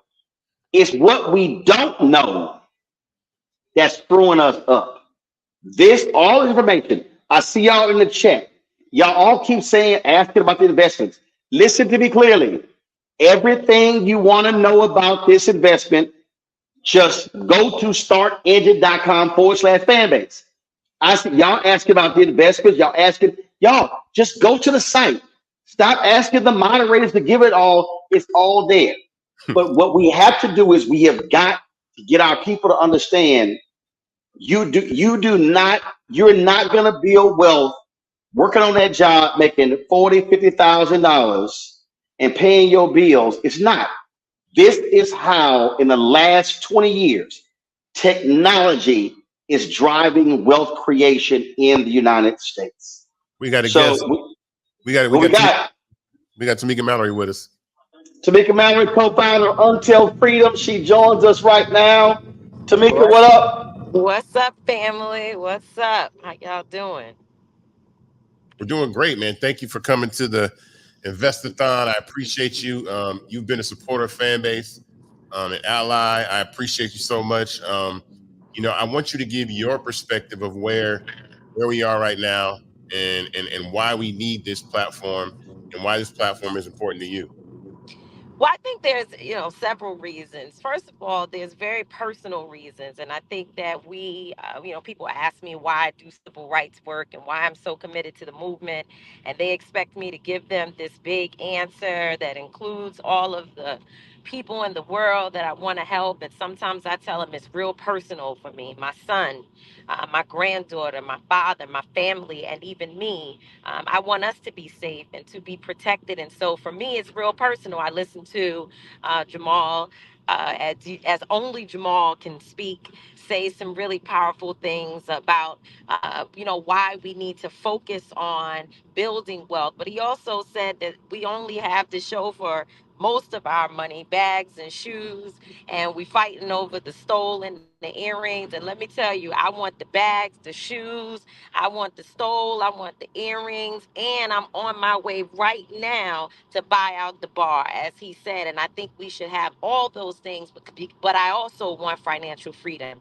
I also want to make sure that my family, that I am able to leave them something and that they do know my name and that they can remember me for more than just being out in the streets protesting and organizing our people. That is important, but it is also important for us to organize our people to be able to sustain ourselves. I, in my heart of hearts, am an abolitionist. I do not believe in having police and outsiders providing public safety for our community. I believe that we should be providing our own public safety, and that most of what happens in terms of holding our people accountable should be done within the community. But that cannot happen if we do not have an economic engine that will help us to sustain a model, that will help us to pay for what it looks like to canvass our communities, to have the types of programs necessary for our people to be safe, to be whole, and for our people to be educated so that we can get rid of food deserts and all the things that's happening around us that creates the unfortunate circumstances where police are even needed in our communities at all. I believe that our economic freedom is going I believe that our economic freedom is going to be the key towards our sustainability and to us taking and having self-determination and taking into our own hands what we know how to do for ourselves. In every community that I work in, where they have strong grassroots organizations that are doing anti-violence work, I think about Erica Ford here in New York City and A.T. Mitchell and my brother, my son, and so many who do work on the ground in places like New York City, even in Newark, New Jersey, where Mayor Ross Baraka has invested incredibly in grassroots organizing. You can see the difference in the community. You can see where our people are more comfortable to walk into an office and say, I need help. You can see where some of the most notorious young people are turning their lives around and getting the help and the support and the resources that they need. But that is going to come from us being able to take care of us, because we know looking to the outside, looking for other individuals to care about our communities and to invest in our communities the proper way is never going to happen. If we are waiting for someone to come and save us, they have not been here yet. They're not planning on coming. It is us for us, and it's about us. And so, my investment in Fanbase was one of the first investments that I made when I had a little bit of money from a book deal that I received. I put my money into Fanbase, and I'm proud to join other Black folks. In fact, I put my money in because Roland Martin called me on the phone one night and told me I had no choice. And I tell you, it was a good decision. I feel very good about the support for Fanbase, but I also feel good that I had the wisdom to listen to wisdom and understand that if Roland was calling me and giving me a direction, I didn't need to ask him 50 million questions. While I'm not saying that people should not understand Fanbase inside out, as you are thinking about investing, you should do that with anything. But I was able to trust the fact that Roland was going to give me the right info and he was going to put me in the right direction. So hopefully those of you who are listening, that you will believe that today, as you see so many of us who work so hard on behalf of our communities. We are invested in something that we know is going to win. I appreciate you, Isaac. I see you. I see what you're doing for the community. You are the type of person that I want to be invested in. Someone who is courageous, bold, who speaks up against all the suckers out here that's trying to play our communities. You're doing your role, your part, and really holding down your role. And we love you and appreciate you. So I'm Fanbase all the way. And I'm asking all of you who are on here tonight to go out, tell everybody. They say lottie dottie and everybody in your family to invest $600 in Fanbase by going to startengine.com/Fanbase. Wow. Thank you so much. I appreciate that. I sure did. Awesome. You did. I'm gonna bully you. Well, I mean, but look, one reason I did that is like Tamika's out there on the front lines. And listen, ain't no 401k plan in civil rights work. Reverend Jackson always says that. And so here was an opportunity to support a Black-owned tech company, allow an investment to build and grow. And so then all of a sudden, if this thing takes off like we want it to, like it should, all of a sudden you get a return on that. And so again, this is how wealth is being created. And unfortunately, in all these cases, we do not have an opportunity to get in on the ground floor a lot of these investments, and this opportunity allowed us to do so. 100%. I thank you. I love Appreciate y'all. I'm not gonna buy out the bar, but it sounded good at the time because I was trying to do a little play off of Jamal. But I ain't buying out the bar. I'm on a 2-drink minimum and back home in the bed. I love y'all. See, this is why for me, by not drinking, I don't spend no money on alcohol. Right. We know. Water. We know. You tell us that all the time. And you don't need alcohol ever. All right, Tamika, appreciate it. Good to see you, darling. Folks, go ahead, Isaac. Next. Go Kandi. Hey, friends. What's up? It's your girl, Kandi. A lot of y'all know me from a lot of different media platforms.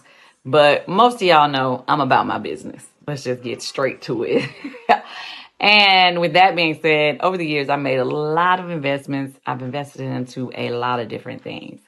But I would have to say, there's not been many times that I've had the opportunity to invest into a company that has the potential to be $1 billion company one day early on.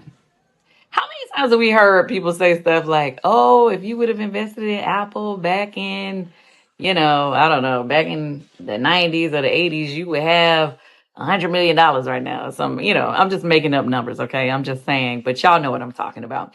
How many times have we heard that? And we always say, dang, I wish I would have had that opportunity. Okay, with that being said, I am an investor in Fanbase. I got in early, and, I'm not telling you what to do. I'm just telling you what I did. I do think that this company is on to something. I feel like we all know social media is huge, and we all seen different apps blow up crazy, right? And but I have to say, with those apps, I didn't have the opportunity to invest early. And with Fanbase, the opportunity is there. I encourage you to get more information. Find out more about Fanbase. I'm just saying.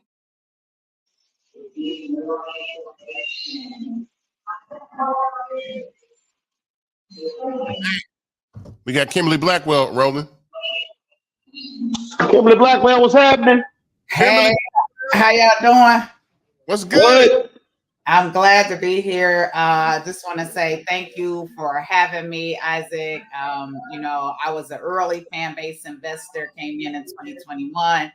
For me, I was glad that it was mentioned, Roland, and how you talked about Tamika. I started my business right out of college 25 years ago. So I kind of knew that I wasn't going to have the ivory tower 30-year vested fund waiting for me after retirement. And so I challenge the audience to think about, what is it and how is it that we are looking at financial freedom and future? And so for me, investing has always taken a priority in how I look at creating a legacy for my family and so many others, my community. I bet on a lot of founders. And what I can tell you about Isaac is that I am proud to take this investment in Fanbase. But I also encourage everyone to look at what it is and how it is that you're placing your monies and investments. And so, as Kandi mentioned, go out. I'm sure that they have resources that Isaac has mentioned in the sense of understanding the business, what it is by way of growth strategies and plan. You're talking about culture. You're talking about technology. One of the things I liked about Fanbase when I was introduced was really how the monetization opportunities to build and create wealth in a way as an additional stream of revenue that we often and always all need. And I just thought it was, a very innovative and aggressive way to attack the competition. Competition is healthy. We have multiple platforms that we use, but we should also all be using and supporting Fanbase. And so for me, investing is personal. I got involved in investing very, very young. I will tell you, I've made some good ones and I've made some not so good ones. Investing is about risk, and you have to understand anything that you do. And the $600 or more, it's 25,000 people that we're asking to invest in today and, beyond. But what I would tell you is that you don't have to just do 600. And what I would also tell you is if you don't have 600, do what you can. No one should be doing anything that's going to, that if you can't afford to lose it, think twice about it. If you can't afford to lose it. But if you can, because we know that we're using money and spending money, as they've mentioned, in the club and or anywhere else, and a lot of nice accessories. But why not take an opportunity to get into something at, you know, what I don't even want to say startup, because now we have a history of performance. The business is still here. So we know that Isaac and team are doing some of the right things in the sense of where and how they've expanded their product offerings from the initial set. And I'm actually just proud to be a part of the tribe. I think we have to understand too that other communities are so good at supporting one another. So why wouldn't I, when he called me, and I do, thank you, Lord, have, why wouldn't I put money into supporting another business that I believe in, another founder that I believe in, to do the right thing? And what I will tell you is that I sit in a lot of investment communities where folks talk about the deals that have been mentioned, where they put in less than, you know, 5,000 up to 25,000. And as was mentioned, they are wealthy individuals. We have an opportunity to do the same. And I encourage you all to go out, you know, look at Start Engine /Fanbase.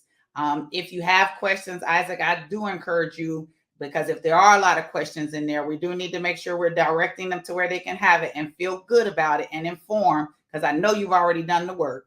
And then, you know, let's take this ride together, because Lord knows that I am hoping that this is the one that allows me to cash out.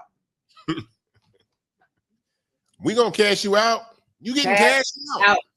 You getting cashed out. This is a community effort. Look, man, if we don't own infrastructure, I think I say, look, man, and you know, this is a conversation that I have all the time. I went through a list of Black-owned inventions, and it just broke my heart that we invented ice cream and we're not Breyers. We invented the alarm system and we're not ADT and Brinks. It's just, at some point, we have to stop and build the infrastructure.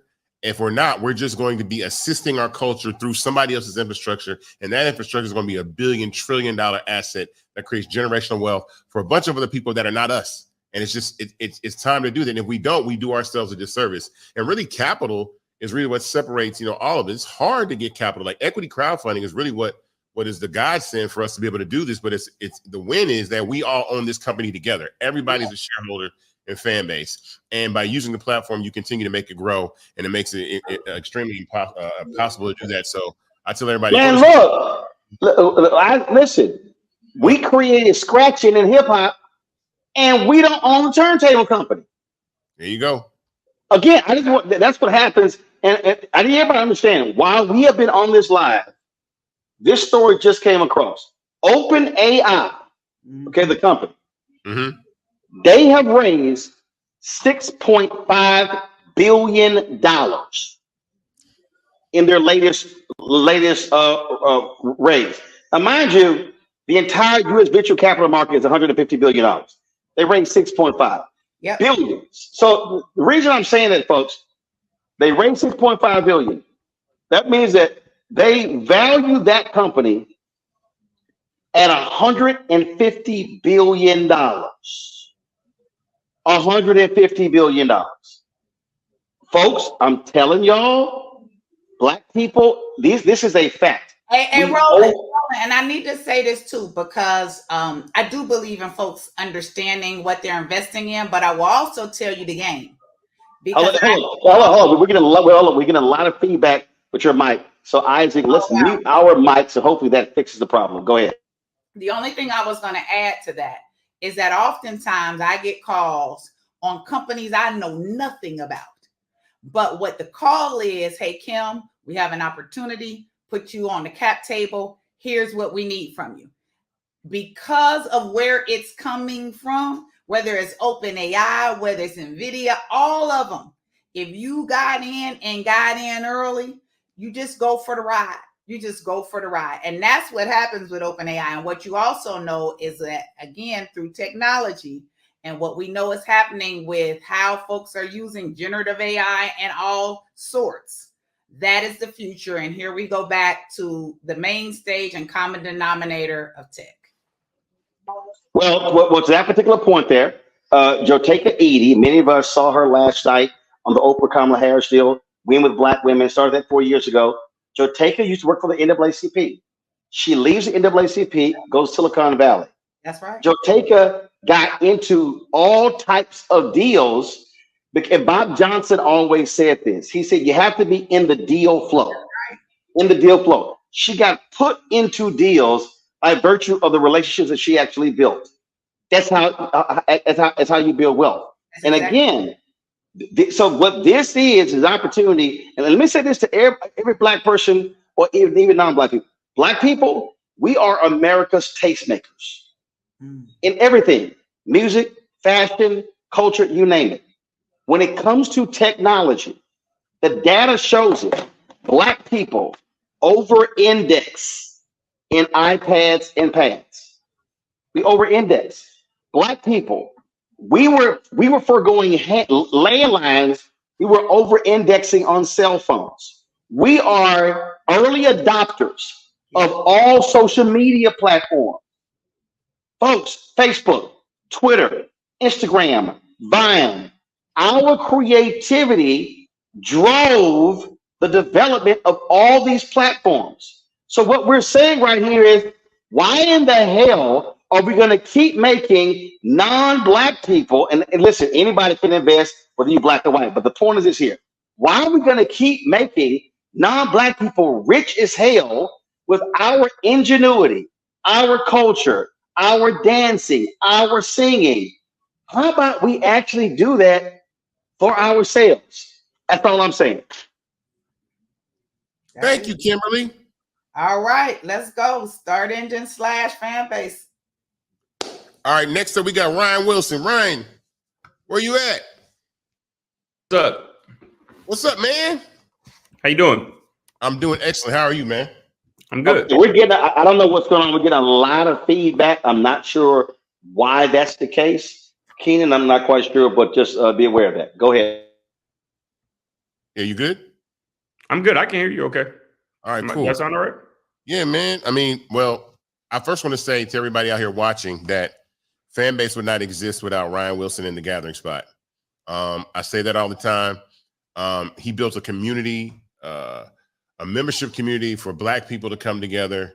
And some of those first conversations that I had about tech were some members of the Gathering Spot. One, which will be joining us later. I think Barry's around here. I see Barry backstage. We're going to talk to Barry in a minute. And I really bothered Barry, Jewel, and Justin about tech, and they were happy enough to do that. But I'm thankful that Ryan created a community, and he's big about community. And it's really one of the reasons why Fanbase does exist. So I thank you for that, Ryan. Thank you for being here tonight. I appreciate you. You're a Fanbase investor. You were always talking about this. We got some things we're going to work on with Fanbase and in the audio space coming real soon. So, but I'll let you take the floor and share your thoughts. Well, first, man, all love. I was very humbling, right? Is to be able to hear stories like that. That's what TGS is here for, right? We have to be supportive of one another. And I think what tonight is about is that sort of support, right? We've got to come together. I listened to the last couple of conversations, and look, I do think it's important that we understand about any business that you're going to invest in, right? It's important to try to understand the fundamentals and what the upside is, right? But there's also something else that we should just be considering, and that's just being just like plainly supportive of an effort that's happening. We're not asking in this case for everyone's life savings, right? We're asking for folks to participate in trying to build continued momentum with something that to Roland's last point, something that we know that we can control, right? So I'm proud to be a part of the effort. Yes, because the upside is something that's interesting to me, right? But I'm even more proud, right? Because I love to watch a company start and continue to scale. And like there's return on my investment just for being able to participate in that part of the process. So I encourage folks, look, we are not in enough deals, but when there's a deal inside of our community with people that are doing good work, that have the same values that we have in terms of like what business can be about, we've got to step up to the plate and make sure that we're doing our part. So look, again, I'm happy to be here tonight, but I'm excited for where this is going collectively. We have the opportunity here in ways that we don't have with a lot of companies to really influence the future of this company. Yes, with our dollars, but also just with our participation. And that's huge. So all in all, startengine.com/fanbase. And you've got someone that'll be a supporter for the entire run here, because it's genuinely an honor to be able to participate in any way in a company. Man, thank you for that. I appreciate you. We gotta continue to build and work and build our businesses, but especially in tech, people don't understand, like, we all have the ability to increase the value of a tech startup that we own. A lot of people didn't get to own tech startups. I'm like, man, we need to own these bad boys. You know what I'm saying? And run it up, man. I mean, these companies are $1 trillion companies. And honestly, when I talk to the creators of these, when I talk to the creators that use these platforms, I don't care what color they are. They really said these platforms don't even treat them well. They don't listen to them. They don't listen to what they want to do. We're in the middle of building a platform. We're building RTMP streaming for gamers so they can have Twitch, right? We're building new functionality in the audio. We're building For me, I need RTMP to stream Roland Martin Unfiltered on Fanbase. We're streaming on Fanbase right now, though. We're on Fanbase right now. We're streaming live on Fanbase right now. I don't know how Ramiro did it. I don't know how the team does it. But honestly, I to that point, right? But like, we need to hold Fanbase and you to the same standard that we hold other things to, which is to say that we blow things up all the time and aren't participating in them in any way, right? So again, like, it's important to talk about the upside and the opportunity that exists here, but it also is just important for us to say, look, being able to be engaged is a thing, right? Like that there is return. There's something valuable in that engagement. And frankly, we do that all the time in other contexts. We get very, very, very passionate about making sure that the world knows about the things that we care about. We should keep that same energy here, right? Like, again, you'll make some money, yes, right? But before then, this is going to be a beautiful journey. And that is something that, again, I think we've got to continue to highlight. Absolutely. Well, I mean, I know we'll be able to do that. The Gathering Spot is a large community. We got some stuff that we're going to do in audio I'm excited about. I thank you for being here, Ryan, as always. I appreciate you. I appreciate y'all. Be well. And everybody, startengine.com/fanbase. And you will see us at the Gathering Spot, especially with all the events that we do. We're doing thousands of events a year. We're going to make sure that we do even more work with Fanbase as these experiences are happening. Just correct it. startengine.com/fanbase. Forward slash Fanbase. I appreciate you, Roland. Sorry. It's all good. I'm old I school, got you. Roland. That's almost a reflex. I understand. Hey, we got about 4 minutes left, y'all, in the Invest-A-Thon. Pinky Cole was on. Brother, we got a little bit more than that. No, hold on. Pinky Cole. Well, you told me 8 to 10. Pinky Cole was on. Let's get Pinky back. But my frat brother Hill Harper is with us. Hill. Hey everybody. Hey, listen. It is it's wonderful to be on and listen. I am an investor, a very, very, very early investor in Fanbase, proudly so. And I encourage everyone to join me. Join me in investing in this company. I've invested in many companies. Some have worked well and the investments were great. Some have not. That's the nature of investing. But this is a unique opportunity. And there's an opportunity cost to not investing. And think about this. We have to own our own base technology companies. And remember, technology companies evolve over time. They are living organisms. None of the companies that are billion-dollar, trillion-dollar companies, unicorns, are the same company that they started out being. They were funded over time so they could continue to adapt as new technology introduced itself. That's why it's critical that we invest here. I know we have a limited amount of time. That's why I wanted to cut straight to the point and say, listen, any amount of investment matters. And this is critical. And I'm also going to say this because, Isaac, I was waiting to say this here.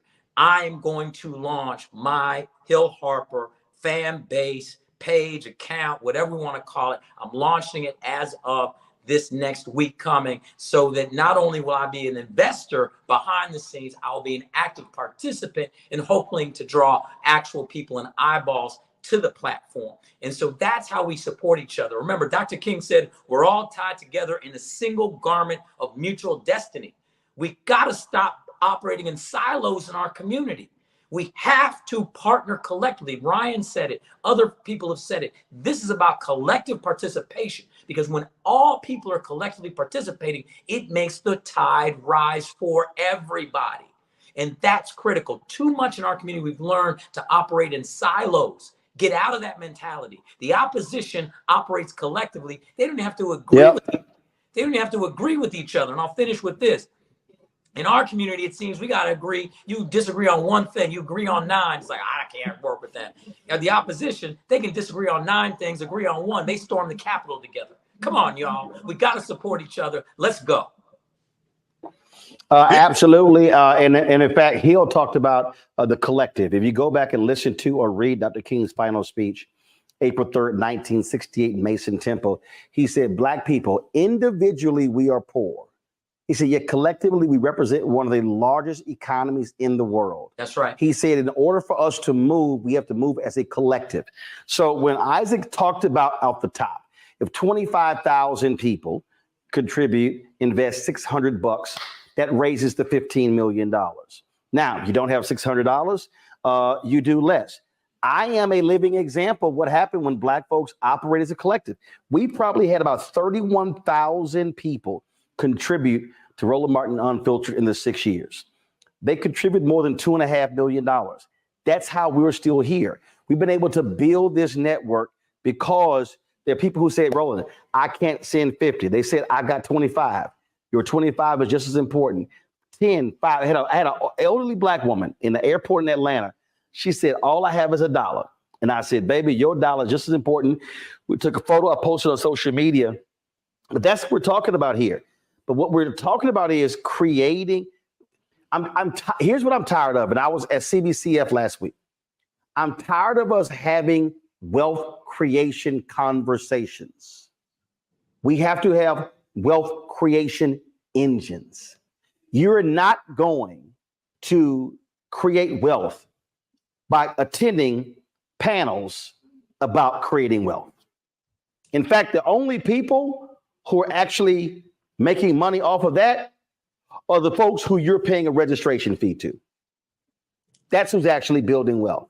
So this is Fanbase, y'all, is a social media company, but it is a wealth creation vehicle.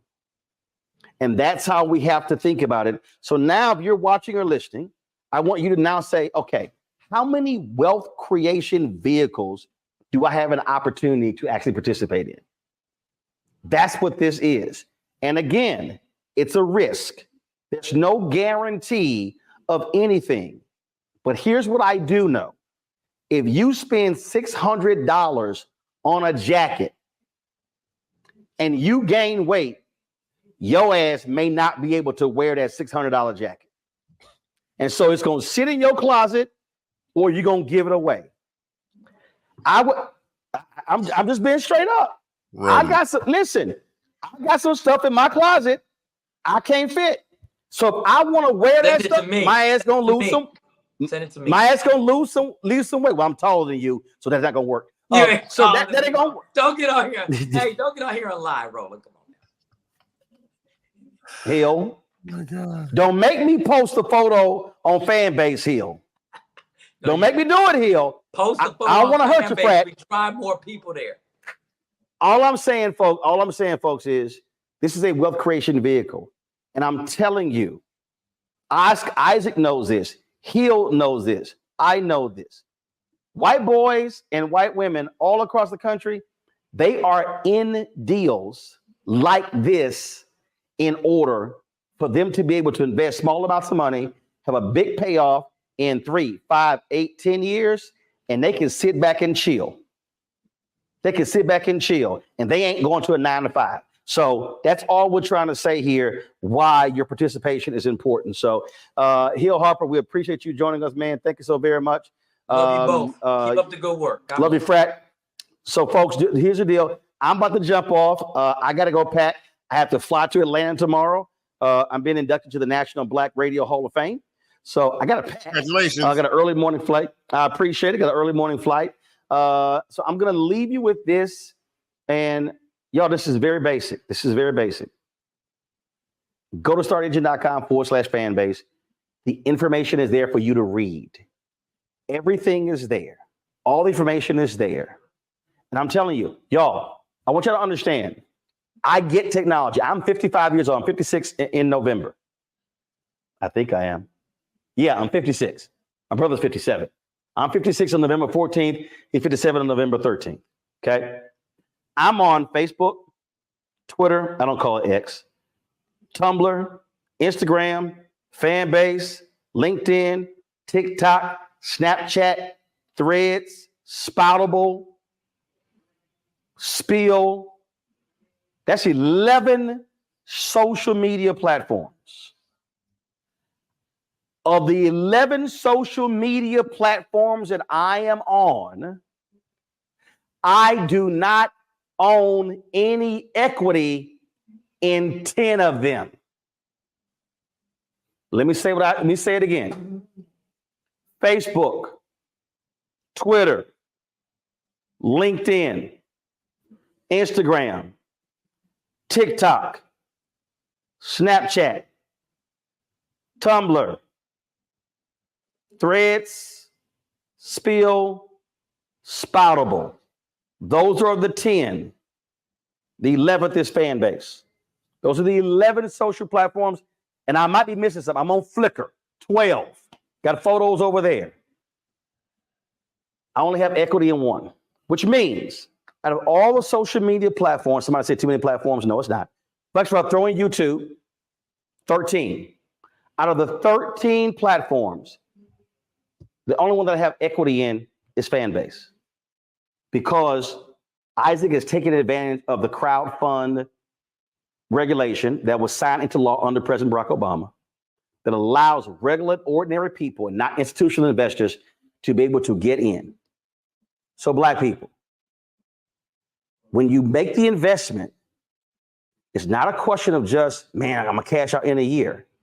You literally are creating economic value for your children's children. I don't have any biological children, but I've raised 6 of my nieces. I'm creating economic value for me, for my family. That's how we have to be thinking. Last point. We have got, as Black people, we have got to stop talking about Black Wall Street in the past. Oh man, we built Black Wall Street. No, you did not build Black Wall Street. They built Black Wall Street. What you should be thinking about today is, how do I build Black Wall Street in 2024? So 50 years from now, a little Black kid, a little Black girl, a little Black boy, that's going to Black History Month program, they're going to be talking about, oh, there were a group of people in 2024 who decided to do Black Wall Street in the 21st century, and they invested in a platform, a social media platform that then blew up and was worth billions, and they're going to be talking about you, as opposed to 50 years from now, we're still talking about Black Wall Street from the 1920s. You got to make a decision today. Do you want to be remembered 50 years from now as creating the new Black Wall Street? Or do you want 50 years from now, they never bring up your name because you bypass an opportunity to participate in Black Wall Street 2024? Isaac, I'm done. Thank you. But you ended your segment amazing. Appreciate you, Roland. Thank you very much. Appreciate it. Roland, I told Roland I'm gonna buy my Phantom one day. I don't know, when we get to the billions, Roland's getting the Phantom. Up next, we got Barry Gibbons. Where you at? Barry Gibbons in the building. Barry Gibbons to the front. There he is. Yo. You get me all right? Barry Gibbons is one of my tech senseis. Shout out to Barry. So Barry's another one of the reasons that Fanbase exists. I annoyed him for quite some time. Him and his partners, Jewel Burks and Justin Dawkins. I bugged them every day to learn about tech, but Fanbase would not exist without Barry Gibbons and Justin and Jewel, because they gave me the information and the tools to really build this company from understanding the space of tech. So I appreciate you for that.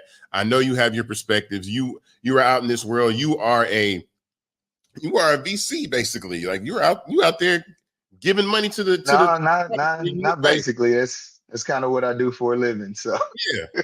so yes, I'm a professional investor.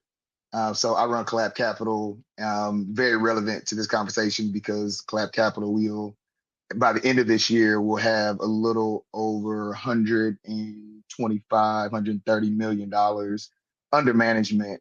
And we only invest in companies that are building innovative, huge solutions to big problems that have at least one Black founder on the team.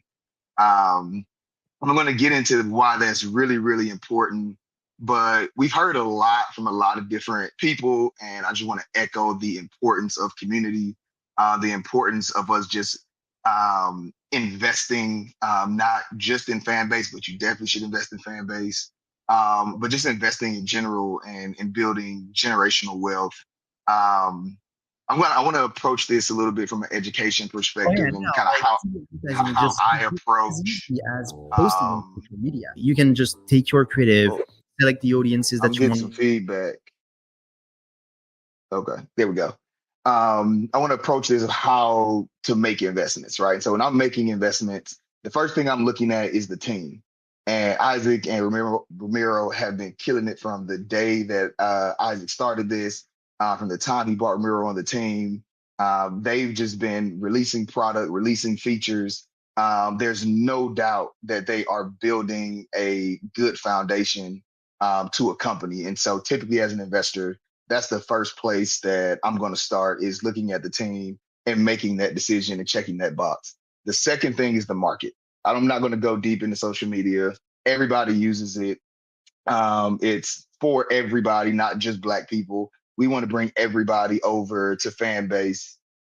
Then business models. And this is what really got me with Fanbase when Isaac first pitched it to me, is that I just envision a company like Nike coming on the Fanbase, building up their followers, getting the loves, getting the likes, actually making money while on the platform, and only releasing sneakers to people who follow their page, right? Like those types of opportunities. Marvel, when they're voting on who's the next movie they're going to release, which character are they going to make the next TV show on Disney for?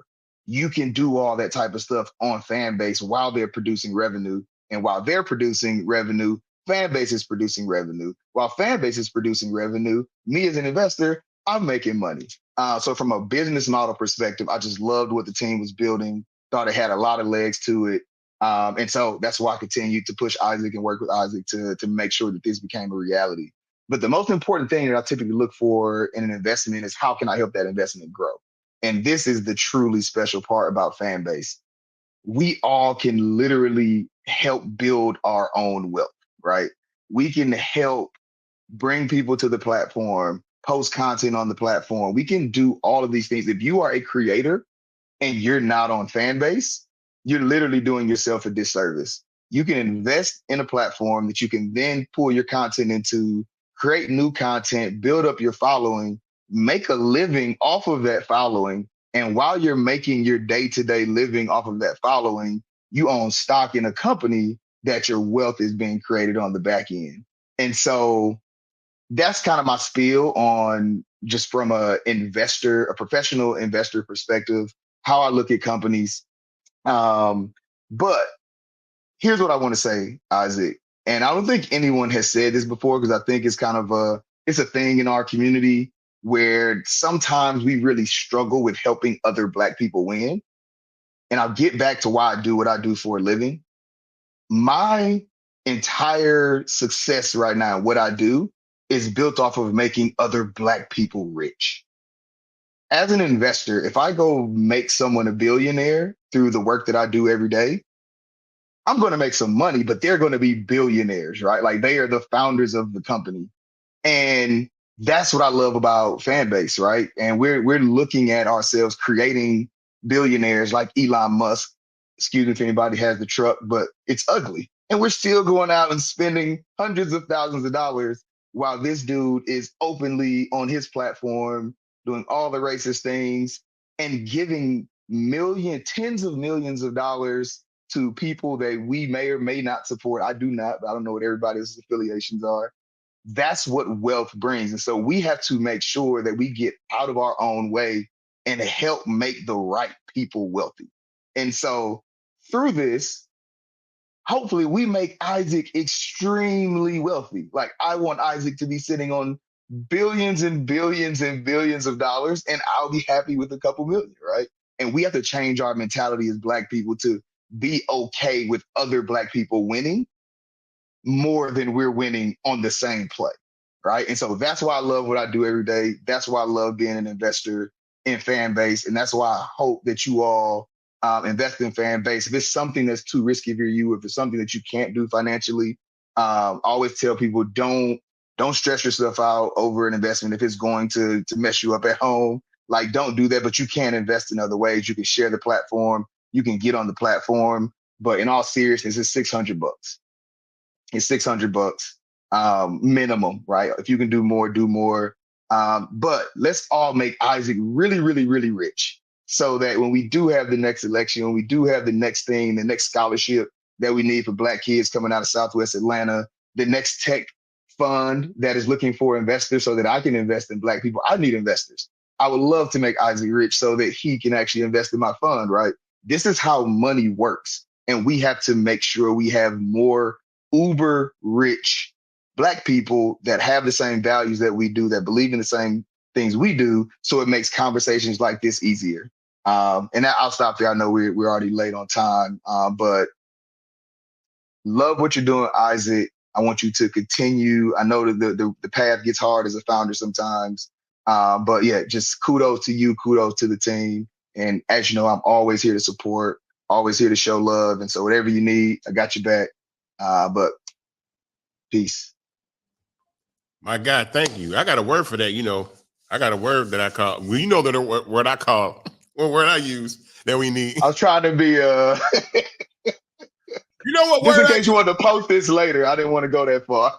It's all good. It's cool. I mean, we on the Black Star Network, but I want to keep it, you know, I want to keep it cool, but appreciate you for stopping by. Like I said, the fact that I can talk to you almost every day now, because we're, you know, around each other a lot more. Same office. Yeah, I appreciate it. So thank you for stopping by tonight and coming to Invest-A-Thon. I thank you so much. All right, bet startupengine.com/fanbase. Y'all check. Start engine. You said start up. Start engine. Man, look, it's late. And just like startengine.com. Same week. So I already know. Yeah, but it don't matter. I shouldn't have messed it up. Startengine.com/fanbase. Go join me as an investor. And I look forward to seeing y'all on the platform and at the celebration when we all on Isaac Yacht. All right, my guy. Appreciate you. Peace. Don Cannon, where you at? Where my guy Don Cannon at? Where the Cannon at? Uh-oh. There he is. Hey, man. Isaac Hayes for president. What's going on, man? What's going on, brother? Man, thank you for being here, man. I've known you for like 20 plus years.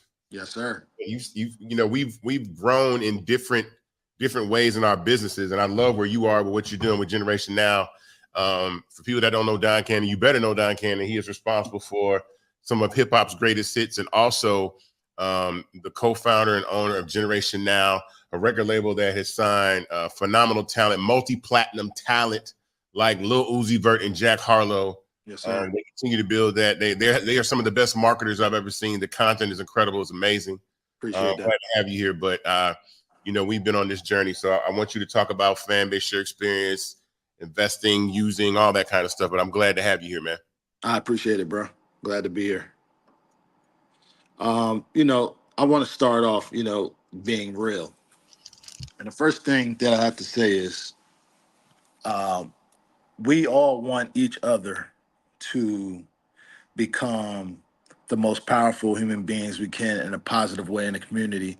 That way, like the last gentleman said, so we can fund other things. You know, we don't get that chance as people. Like I started Tomorrow app, we started Generation Now. And the first thing we all coming from, you know, me, I came from the hood, the fake ghetto is what they call it.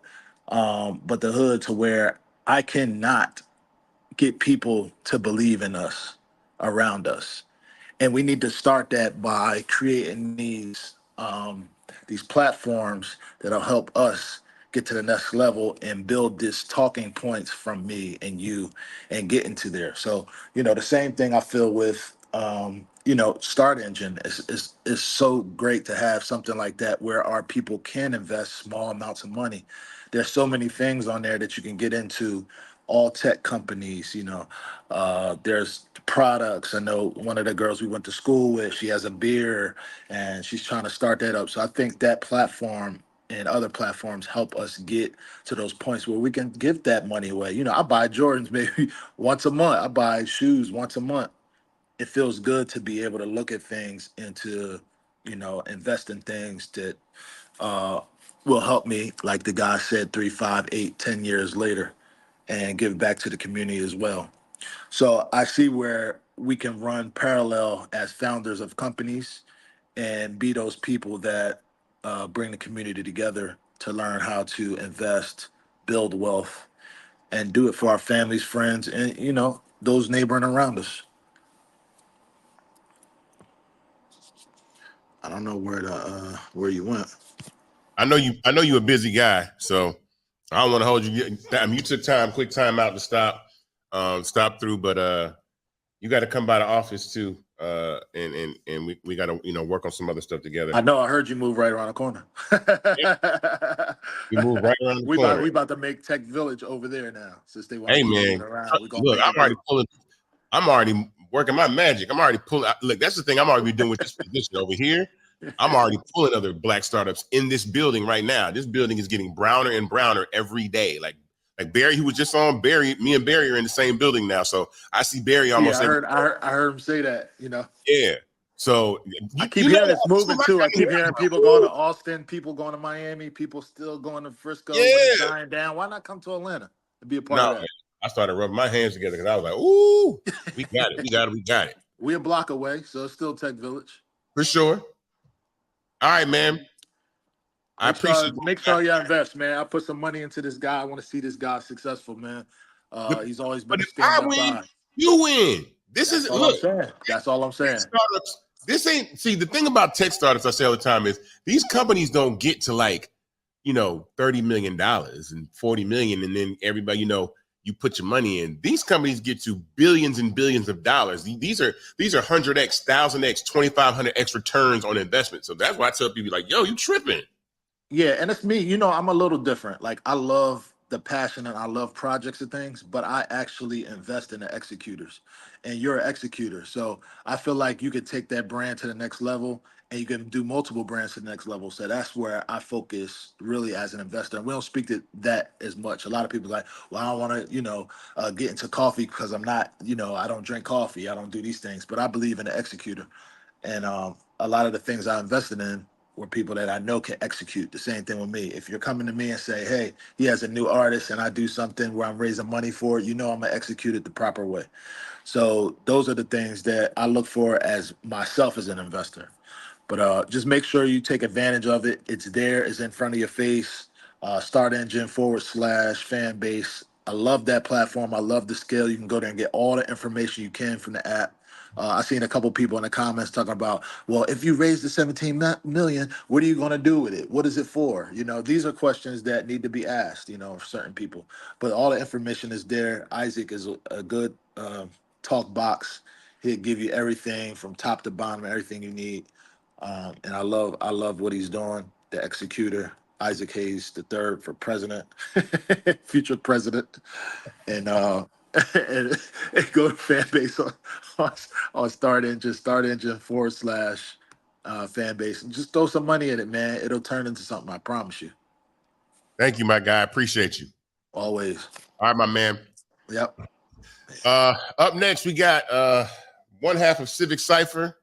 Man, my man Q Ward. Q Ward has been here the whole time. Q Ward said he was enjoying the show, but I want to bring Q Ward in. This guy, there he is. What's up, man? My brother, what's going on? Man, thank you for being here. You guys have been supporters of what we're building over at Fanbase for quite some time.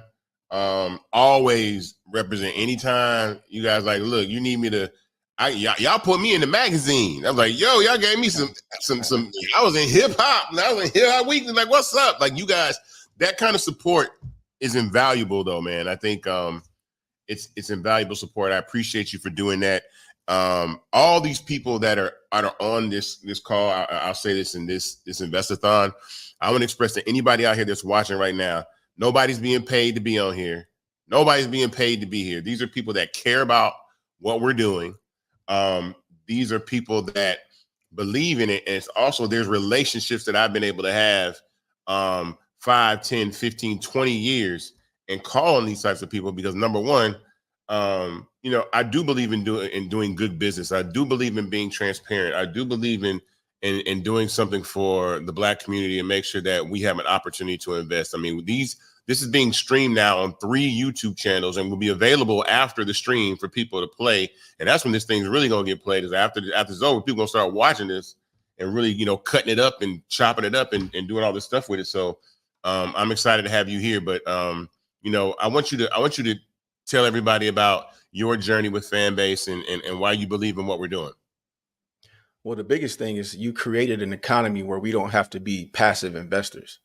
Ike and I go back, I call him Ike, 15 years and investing in Fanbase. I don't have to put my money into something and hope it works out.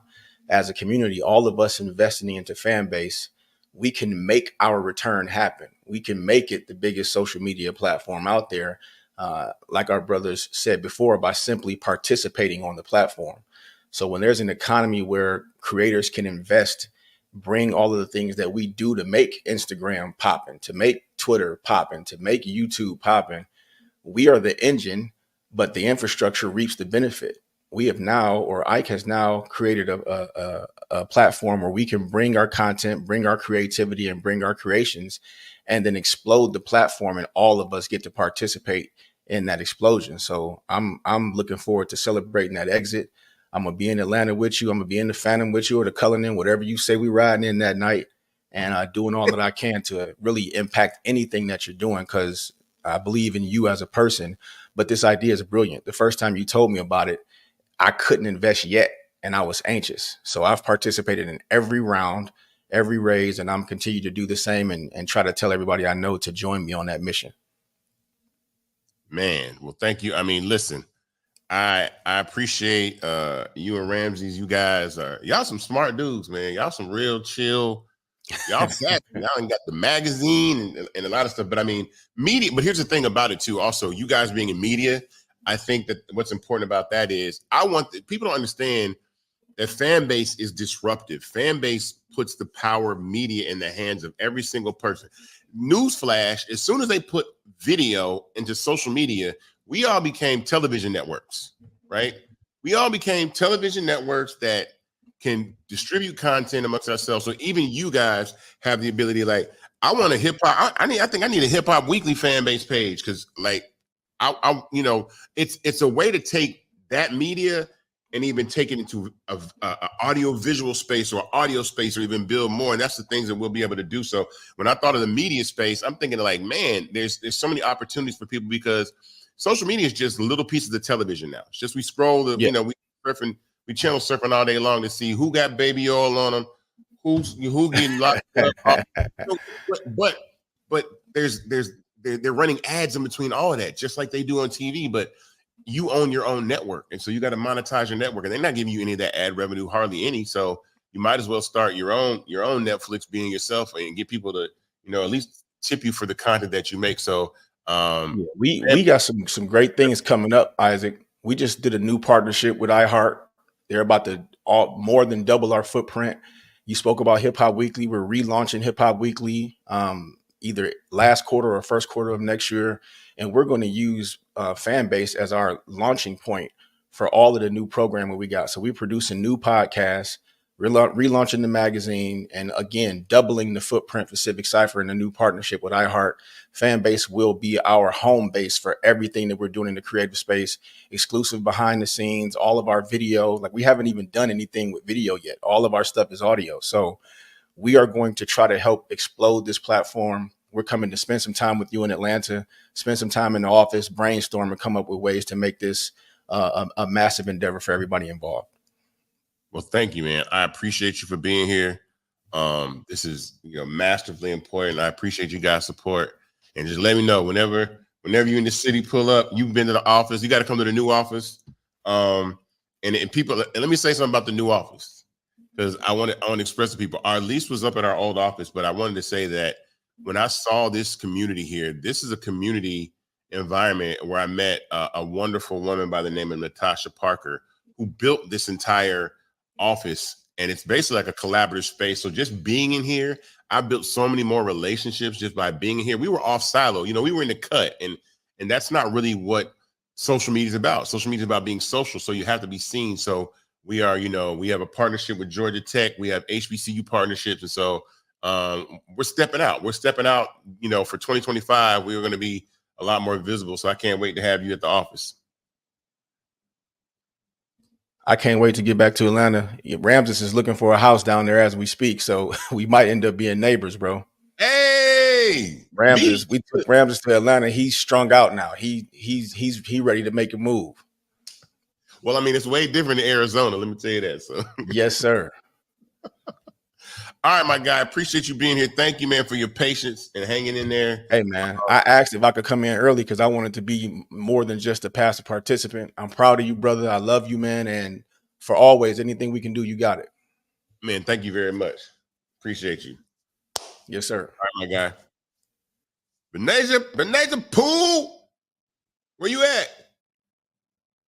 I can't hear you. Turn your mic on. Are you muted? Yep, I'm here. Hey. Hey, what's going on? How are you? I'm good. How are you? I'm doing amazing. Glad to be here. Man, look. So we connected at Invest Fest, and I want people to I want you to talk about what you do for a living and why that's important, because you own a Black bank. And I think that that's extremely important, but the access to capital that the Black community has is so limited, and it's so frustrating that, VCs really, and I know some people in the VC space, but VCs don't check for Black companies like that. You see what happened with the Fearless Fund, and you see what happens with like stuff like that. And then a lot of times the banks are not necessarily on your side. It's amazing to meet a woman that owns a Black bank, which I think is important. And when we spoke about you coming on to the Invest-A-Thon tonight, I wanted to, make sure that we made some space for you, but to talk to us about the importance of access to capital, because Start Engine is providing me an access to capital that I would never have before. This is a community funded app by people that are, and these aren't donations. I don't want people to think that you guys are this isn't a GoFundMe. And I know I support everybody raising money for Vice President Harris, but this is ownership. You are purchasing shares in this company. So I want you to speak to that though. Yes, absolutely. So guys, I do own a bank. I am nationwide. I also fund in 40 plus countries, and the importance of the dollar, the importance of the Black dollar. So let's face it, in modern times, a dollar circulates on average 6 hours in the Black community. That, in contrast to other communities, is below the standard. So in the Latino community, it circulates more than 6 times. In the Asian community, it circulates more than 9 times. That's equivalent to 20 days. In the white community, it's unlimited number of circulation. So this disparity of circulation highlights a deep-rooted economic disparity. So money circulation is important in our community because it helps us circulate what leads to higher financial stability as well as economic growth. So platforms like Fanbase and other Black-owned businesses, it's imperative and important that we invest in them. I am 100% a Black-owned bank. I do not have any business partners. I'm the sole owner. Investing in companies and investing in platforms that are for us, by us, will help us build generational wealth. So I heard a lot of people talk about equity, right? So equity is the way that you put money into a pot, you let it sit, and it grows. Ultimately, once it grows, you can pull the capital out and access it. Hopefully your equity grows to something, phenomenal. But when you're investing, of course, as everyone said, it's a risk. You don't know what it's going to grow to unless more people invest in it. The Black spending dollar right now, the power that we have in our abilities is almost surpassing 1.7. It's supposed to be about $1.8 trillion at this point. So with that being said, we have money in our community. We know how to spend money. We just have to be able to spend it on the right things. According to the Census Bureau, guys, 1 in every 5 white households is $1 million household. In the Black community, 1 in 20 is $1 million household. That's a big gap, right? But guess what? On the flip side of it, 1 in 4 of the Black community household is either zero in wealth or negative wealth. So it is important to invest in platforms such as this. This is a technology company. Technology is only getting better. It's growing. It's not going anywhere. If you're going to put your money towards something, you have to realize that investing is a long game. Okay, you can't put your money in there and expect it to turn profit in 24 seconds. You got to leave it in there for it to grow. But guess what? If you put it into places like this, Fanbase, then you'll definitely grow a profit, because let's face it, it's been around for a couple years. I joined Fanbase in 2020, and I've been a member ever since. And I'm also an investor. So go to startengine.com/fanbase, startengine.com/fanbase, and invest. Look, it's only $3.99. Put in your $600, let it sit, let it work for you, and gain your profit later. Thank you so much. You're welcome. You're welcome. Thanks for being here.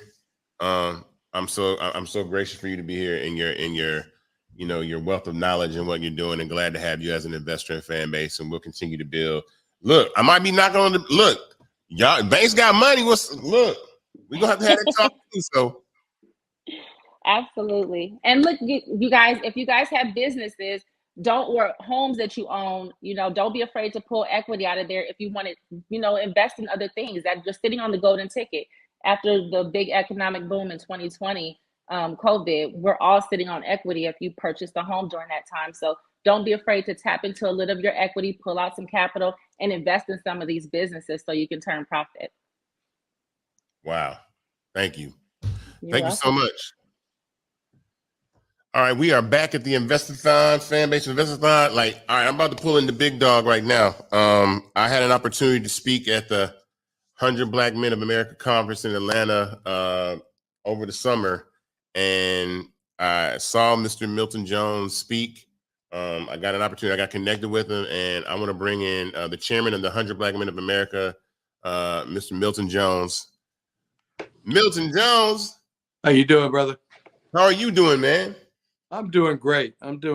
Listen, I've been listening and feeling excited about the notion of our investing in ourselves, because all too often we invest in others, but not in ourselves. We create for others, but not for ourselves. And so when I look at the messages that we give to the young people that we work with, and we talk about what you see is what you'll be, which is what we really mean. And we think about our 4 pillars of mentoring, economic empowerment, health and wellness, and education, that particularly in areas of economic empowerment, the best way for us to empower ourselves is to invest in ourselves. And what you're building with Fanbase, if we're making the owners of Facebook famous and rich, if we're making the owners of so many other, tech stocks famous and rich, then we need to make sure that we're taking advantage of it here. I've invested in stock for more than 35 years, not as a stockbroker, but as a person just trying to be a little frugal and making a little more than a savings account might generate. And I didn't invest in 1990 in Apple, but if I had, it would have cost me 31 cents a share. And yesterday it was worth over $220 a share.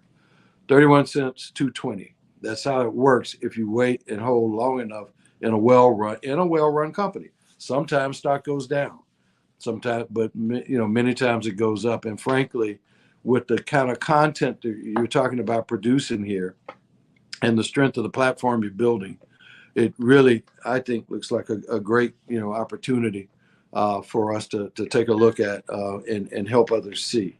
I've taken a look at it. I'm going, I was in the process of investing when you called on me, but I'm going to get that done tonight. And I believe whether it does something great for me. I got children and grandchildren, and I think it's been said that one should take care of one's children and their children's children, and so as such, everything's not a quick hit gain, but the long-term gain can be great. And I know there are members of the 100 that are on the call. We reached out to some of the brothers and asked them to join. And I'm excited about the possibilities that exist here. And just glad that you're stepping up the way you are, Isaac, and so many others that I've heard tonight. Jamal Bryant, very inspiring, who's chair of our interfaith committee for the 100. That his messaging, was very, very impactful, and so many others. That we've got to make sure that we have our eyes open and don't say, how we miss this? How do we miss that? Well, if you don't eventually stop at the bus stop and get on, you're not going to ever ride on the bus. And so I think that, and then you go from that to riding on other things. So I just think that we've got to make sure that we, take a look, don't invest more than you have. I think, as you said, at $600 per investor, you reach a huge number. If you look at 25,000 people, and I think it was Kim who said everybody may not be able to do, $600. So do 300, 399. Do less. Do whatever matters, but don't stop there. You can always come back next month or month after next. And so there are many ways to build an investment portfolio. And it's not all built at one lump and one bite. It's built over time through steady investing, through dollar cost averaging, which, if the price continues to rise, it'll be a little more next month, but you did buy some this month. And then after that, but what you bought this month rises next month.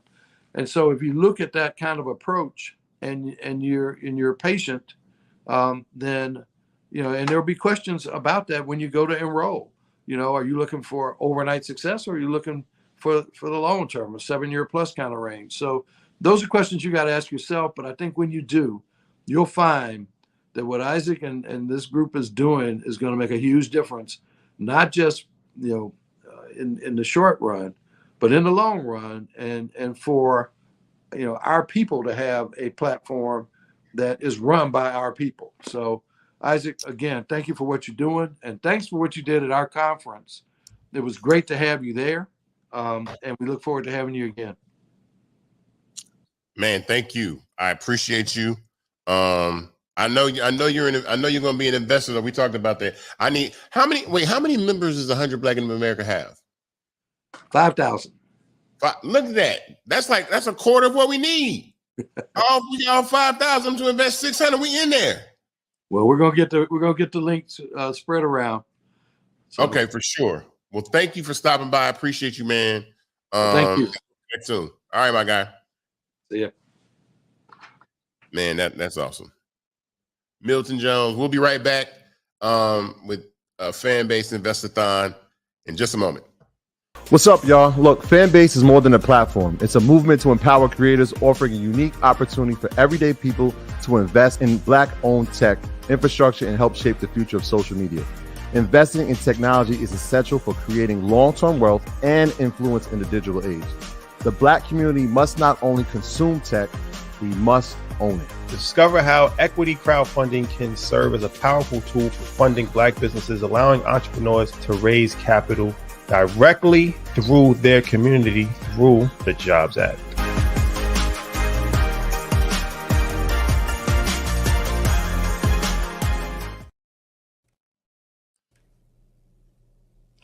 Hey guys, Erica Jane from the Real Housewives of Beverly Hills and some other projects. And I'm here to talk to you today about Fanbase.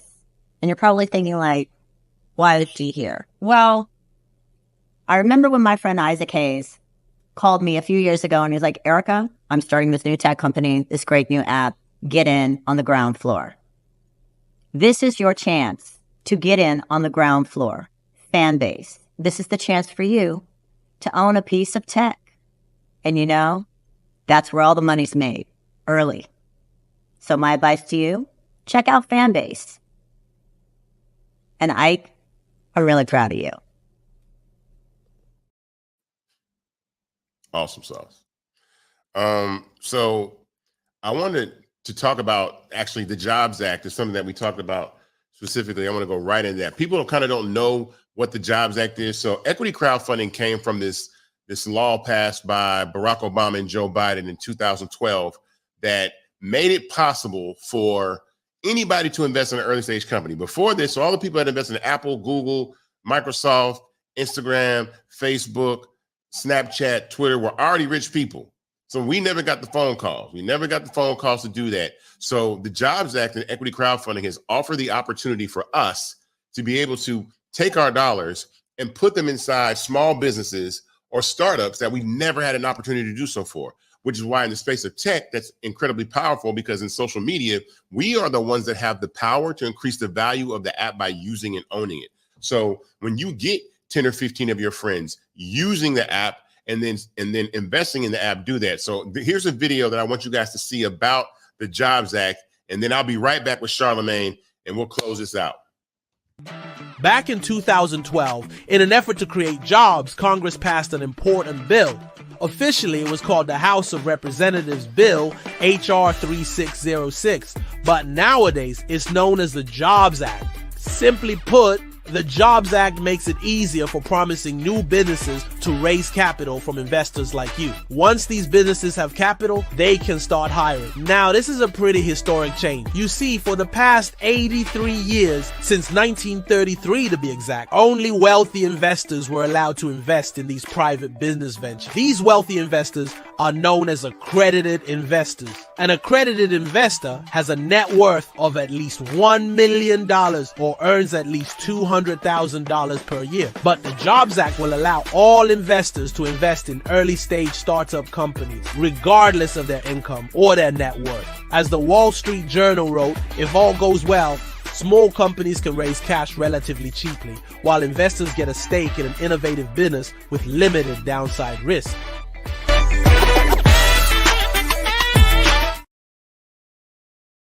Get out. We are back at Invest-A-Thon for Fanbase. All right, this is the most special guest of the evening. I had his name on the top of the list that I wanted to come and talk about Invest-A-Thon and investing in Fanbase. Charlamagne Tha God, what's up, man? How you doing? Isaac, what's up, my brother? How are you, man? I am doing excellent, man. Thank you for coming. You are the most popular voice in Black media. I heard somebody tell me that about you. Like, your voice is like, you are the guy, so I don't even think about stuff like that. I praise God for whatever position he got me in, but I don't even get caught up in all of that. I understand, but I think, you can speak truth to media because you've been in the business so long. And so when it comes to Fanbase, I think, I reached out to you, you invested, but I really want you to speak to social media and Black culture and where we are right now, because you've mentioned it a lot, like some of these creators, why are we not owning these platforms? So I kind of want you to go and talk a little bit about that. Well, I mean, number one, I think, at this point, Black people, we have to know that we control the cool. But what does that even really mean? Being in control of cool don't mean anything. Like, that's a saying that I've heard a lot of people say, over and over, and it's true. But, our kids aren't going to be able to, I can't pass cool on to my kids. Like, it don't mean anything. It's not like any real generational wealth. It's not any real capital. It's not a real, resource. It's not a real asset just to say, hey, we control the cool. Like, no, we need to actually be controlling, a lot of these platforms. And it's funny to me when I see us even put labels on things, right? When you label something Black Twitter and we brag about how we make so many of these social media platforms pop off, what you should be really saying to yourself is, man, you're making so many people rich. You're making so many people, billionaires. While you control the cool, you're creating, you're controlling the cool and making these other platforms cool, but you're creating generational wealth, for people who don't look like you. And that's just the reality of the situation. And I think that, a lot of times we have to just get into the mode of believing in ourselves. When you first started talking to us about, Fanbase, Isaac, I thought it was such a good play to at least try. You know what I'm saying? I'm not gonna sit here and say, why can't it work? Why can't, Isaac Hayes III create a social media platform that's just as popular as Twitter, that's just as popular as Instagram, that's just as popular as TikTok. Why not? Like you got the wherewithal to do it. You got the intelligence to do it. We're continuing to build the resources and get the resources to do it. So it's just like, why not just try it? All of the I've been alive 46 years. I've watched like 8 or 9 social media platforms take off. It was MySpace, it was Facebook, it's been Twitter, it's been Instagram, it's been TikTok, it's been Snapchat. I watch us, go on platforms like Clubhouse, and it's just like YouTube. Like all these platforms are filled with so many amazing Black creators, filled with so many amazing Black content, and we brag about making these things pop, but it's not popping for us really. Yeah. Right? It's just like, why not give Fanbase a try? Something that I notice is that all these institutions of entertainment are infrastructures that are not owned by us. So, NFL, NBA, TV, film, and social media. And so the companies, the apps that you're talking about were really funded by seed investors and a small group of people. Now, the difference between us and them is capital, which is why we're here tonight. Capital is really the big difference maker in this. And so investing in Fanbase gives us the capital to actually compete on a level that these platforms operate on, and we're able to scale to the next level, then raise more capital. So that's the process, and people don't understand how important that is. And I know you can talk about that. Man, we need 25,000 people to invest $600 right now. We good. We can go home. Right. You can go to startengine.com/fanbase right now. But you're right. It's all about the capital, man. It's all about the money. Cash rules everything around me. Dollar bill, y'all. Like, you got to spend money to make money. You got to invest money to make money. And I mean, that is always our biggest hurdle. That is always our biggest obstacle. And that's why I tell people all the time, don't trip about where Black people are, because we're babies in this thing. And, we're really just starting to learn a lot, and we're really just starting to, get in these spaces the way that we need to. And, people like yourself, Isaac, with Fanbase, y'all the first of its kind. And, that's why it's important to make things like this work, so we have a really solid foundation to stand on. So yeah, people need to go to startengine.com right now and invest some money in the Fanbase. Man, listen, startengine.com/fanbase. What'd you say? You said 25,000 people. 25,000 people invest $600. Fanbase, yeah, they good. We good. How long you think that'll hold us over? Oh, we have a 3-year plan for that. That's a 3-year runway. Like, that's the thing. I've had to stop and start the raise to raise more capital when other platforms have raised $35 million and gone out of business in 18 months. And they were founded after Fanbase. Imagine that. Somebody founded a company to compete with Fanbase. They raised $35 million from VCs. It was out of business in 18 months. You know what I would do with $35 million, Charlamagne? Damn, $35 million and they was out of business? 18 months, blew the money. Why do you think that is? Because I think these other apps try to buy celebrity, but they don't know how to build community. I'm big into community building, which is why I really, if you notice, you invested for a while, but I've never really called on celebrities to have this type of conversation, because apps are maintained by communities and not celebrities. Celebrities got to go celebrity. You're a busy man. All these people are very busy. So once you leave, your audience is going to leave and not necessarily stick around. So the purpose of Fanbase is for me to build something that people stay when you're not there, and build community. It's about building community, monetization, all those things. Free app to use. You can monetize if you want to. So I think that's the difference. People try to buy audiences, and I've seen tons of apps come and go that try to buy audience, and you can't do that. You have to build community, but to build community, you have to have capital to build the resources and build the infrastructure to expand that community. So that's what we're doing. I think, yeah, I love that. And I think that's why people like social media, because celebrities become a part of a community. Like, I think that's why, I mean, it's a gift and a curse for celebrity, right? Because I feel like when we look at what celebrity was in the 80s, what celebrity was in the 90s, even what celebrity was in the early 2000s, to me, that was real celebrity. Like those were real celebrities. People pass out when they see those folks, right? Like, I don't think we have that anymore, but I actually think that's kind of a good thing, because celebrities become a part of a community with their consumers. And, I think that you're apt to support a so-called celebrity more if you feel like you really, really know them. Yeah. You know, if you feel like, you know, you can really engage with them anytime you want to. It's like having somebody's Twitter or DMing somebody and them DMing you back. That's like the new text message. It feels personal now. Yeah, for sure. Well, I mean, I don't want to keep you too long. I know you're a busy guy. I appreciate you coming by. You know, I appreciate all the support you always give me and your fan base. And really, you're really spreading a message even beyond fan base. Like, wake up, people, like, invest, own things. Pastor Bryant said that 83% of Black people have never owned a piece of stock ever. And that's crazy. And so, and the opportunity to do this with Fanbase is in the seed stage with equity crowdfunding is what's so important. So that's why I'm so passionate about this, because this is the opportunity to turn the people that put 500, 1,000, 10,000 into multimillionaires, you know what I'm saying? 100 millionaires by putting, you know, these amounts of capital into a company. But we have to also support and use the app and scale it up by users. So the capital and then the community together are what going to build this up. So thank you. Tell everybody again one more time where they can go.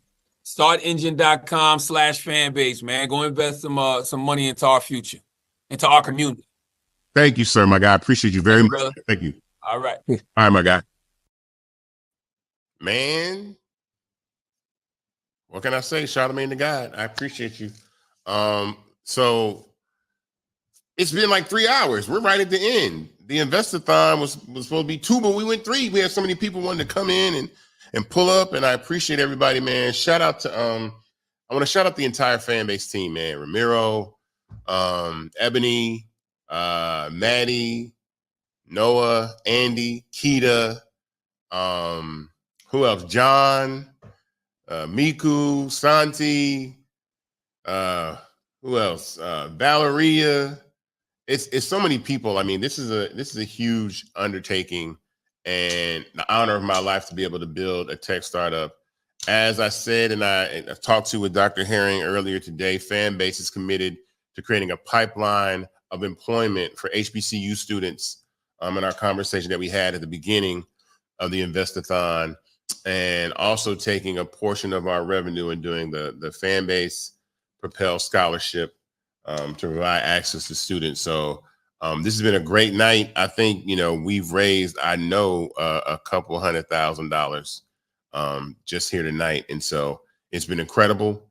But share this video when you're done. You know, this lives alive. Live is here, but we want to make sure that this message lives in perpetuity beyond. Make clips, send to your friends, text them the link to these videos. Shout out to Earn Your Leisure. Shout out to Real Life Productions. Shout out to Roland Martin, who's always been there. Keenan is the GOAT, man, for putting this all together, man. And I thank you all. And so I want to leave you tonight with what we're about one more time. If you didn't understand what this is all about, who Fanbase is and what matters is this. And I'll say goodnight on that note.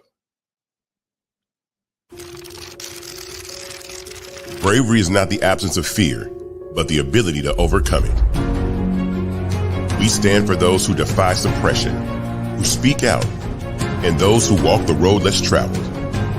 Everyone deserves to be seen and their voices to be heard. We're sparking a movement, growing a community of creators united by the desire for freedom, choice, equity, and ownership. At Fanbase, it's all for one and one for all. We support each other to guide, promote, and uplift you in a place where you can unapologetically be yourself. A place where your voice, ideas, and creativity are not just welcomed, but celebrated. We are Black founded, minority funded, and supported by a diverse, inclusive, powerful community that believes in the strength of authenticity and individual choice. Regardless of success or background, we welcome you. The marginalized, the underappreciated, the successful, the superstar. We're for all who seek a space to express themselves freely, where they are rewarded for being their authentic, true self. We transcend labels because only we have the right to define ourselves. We are built for the brave, the culture, the creators, and for the future where everyone has the power to shape their own destiny. where all are empowered, voices are amplified, and freedom is embraced. For the first time, you have a chance to own the platform you helped make popular. It's a revolution, a movement in how we connect, create, and share. Everyone is a creator, and everyone has a fan base. Here, you can be you without limits.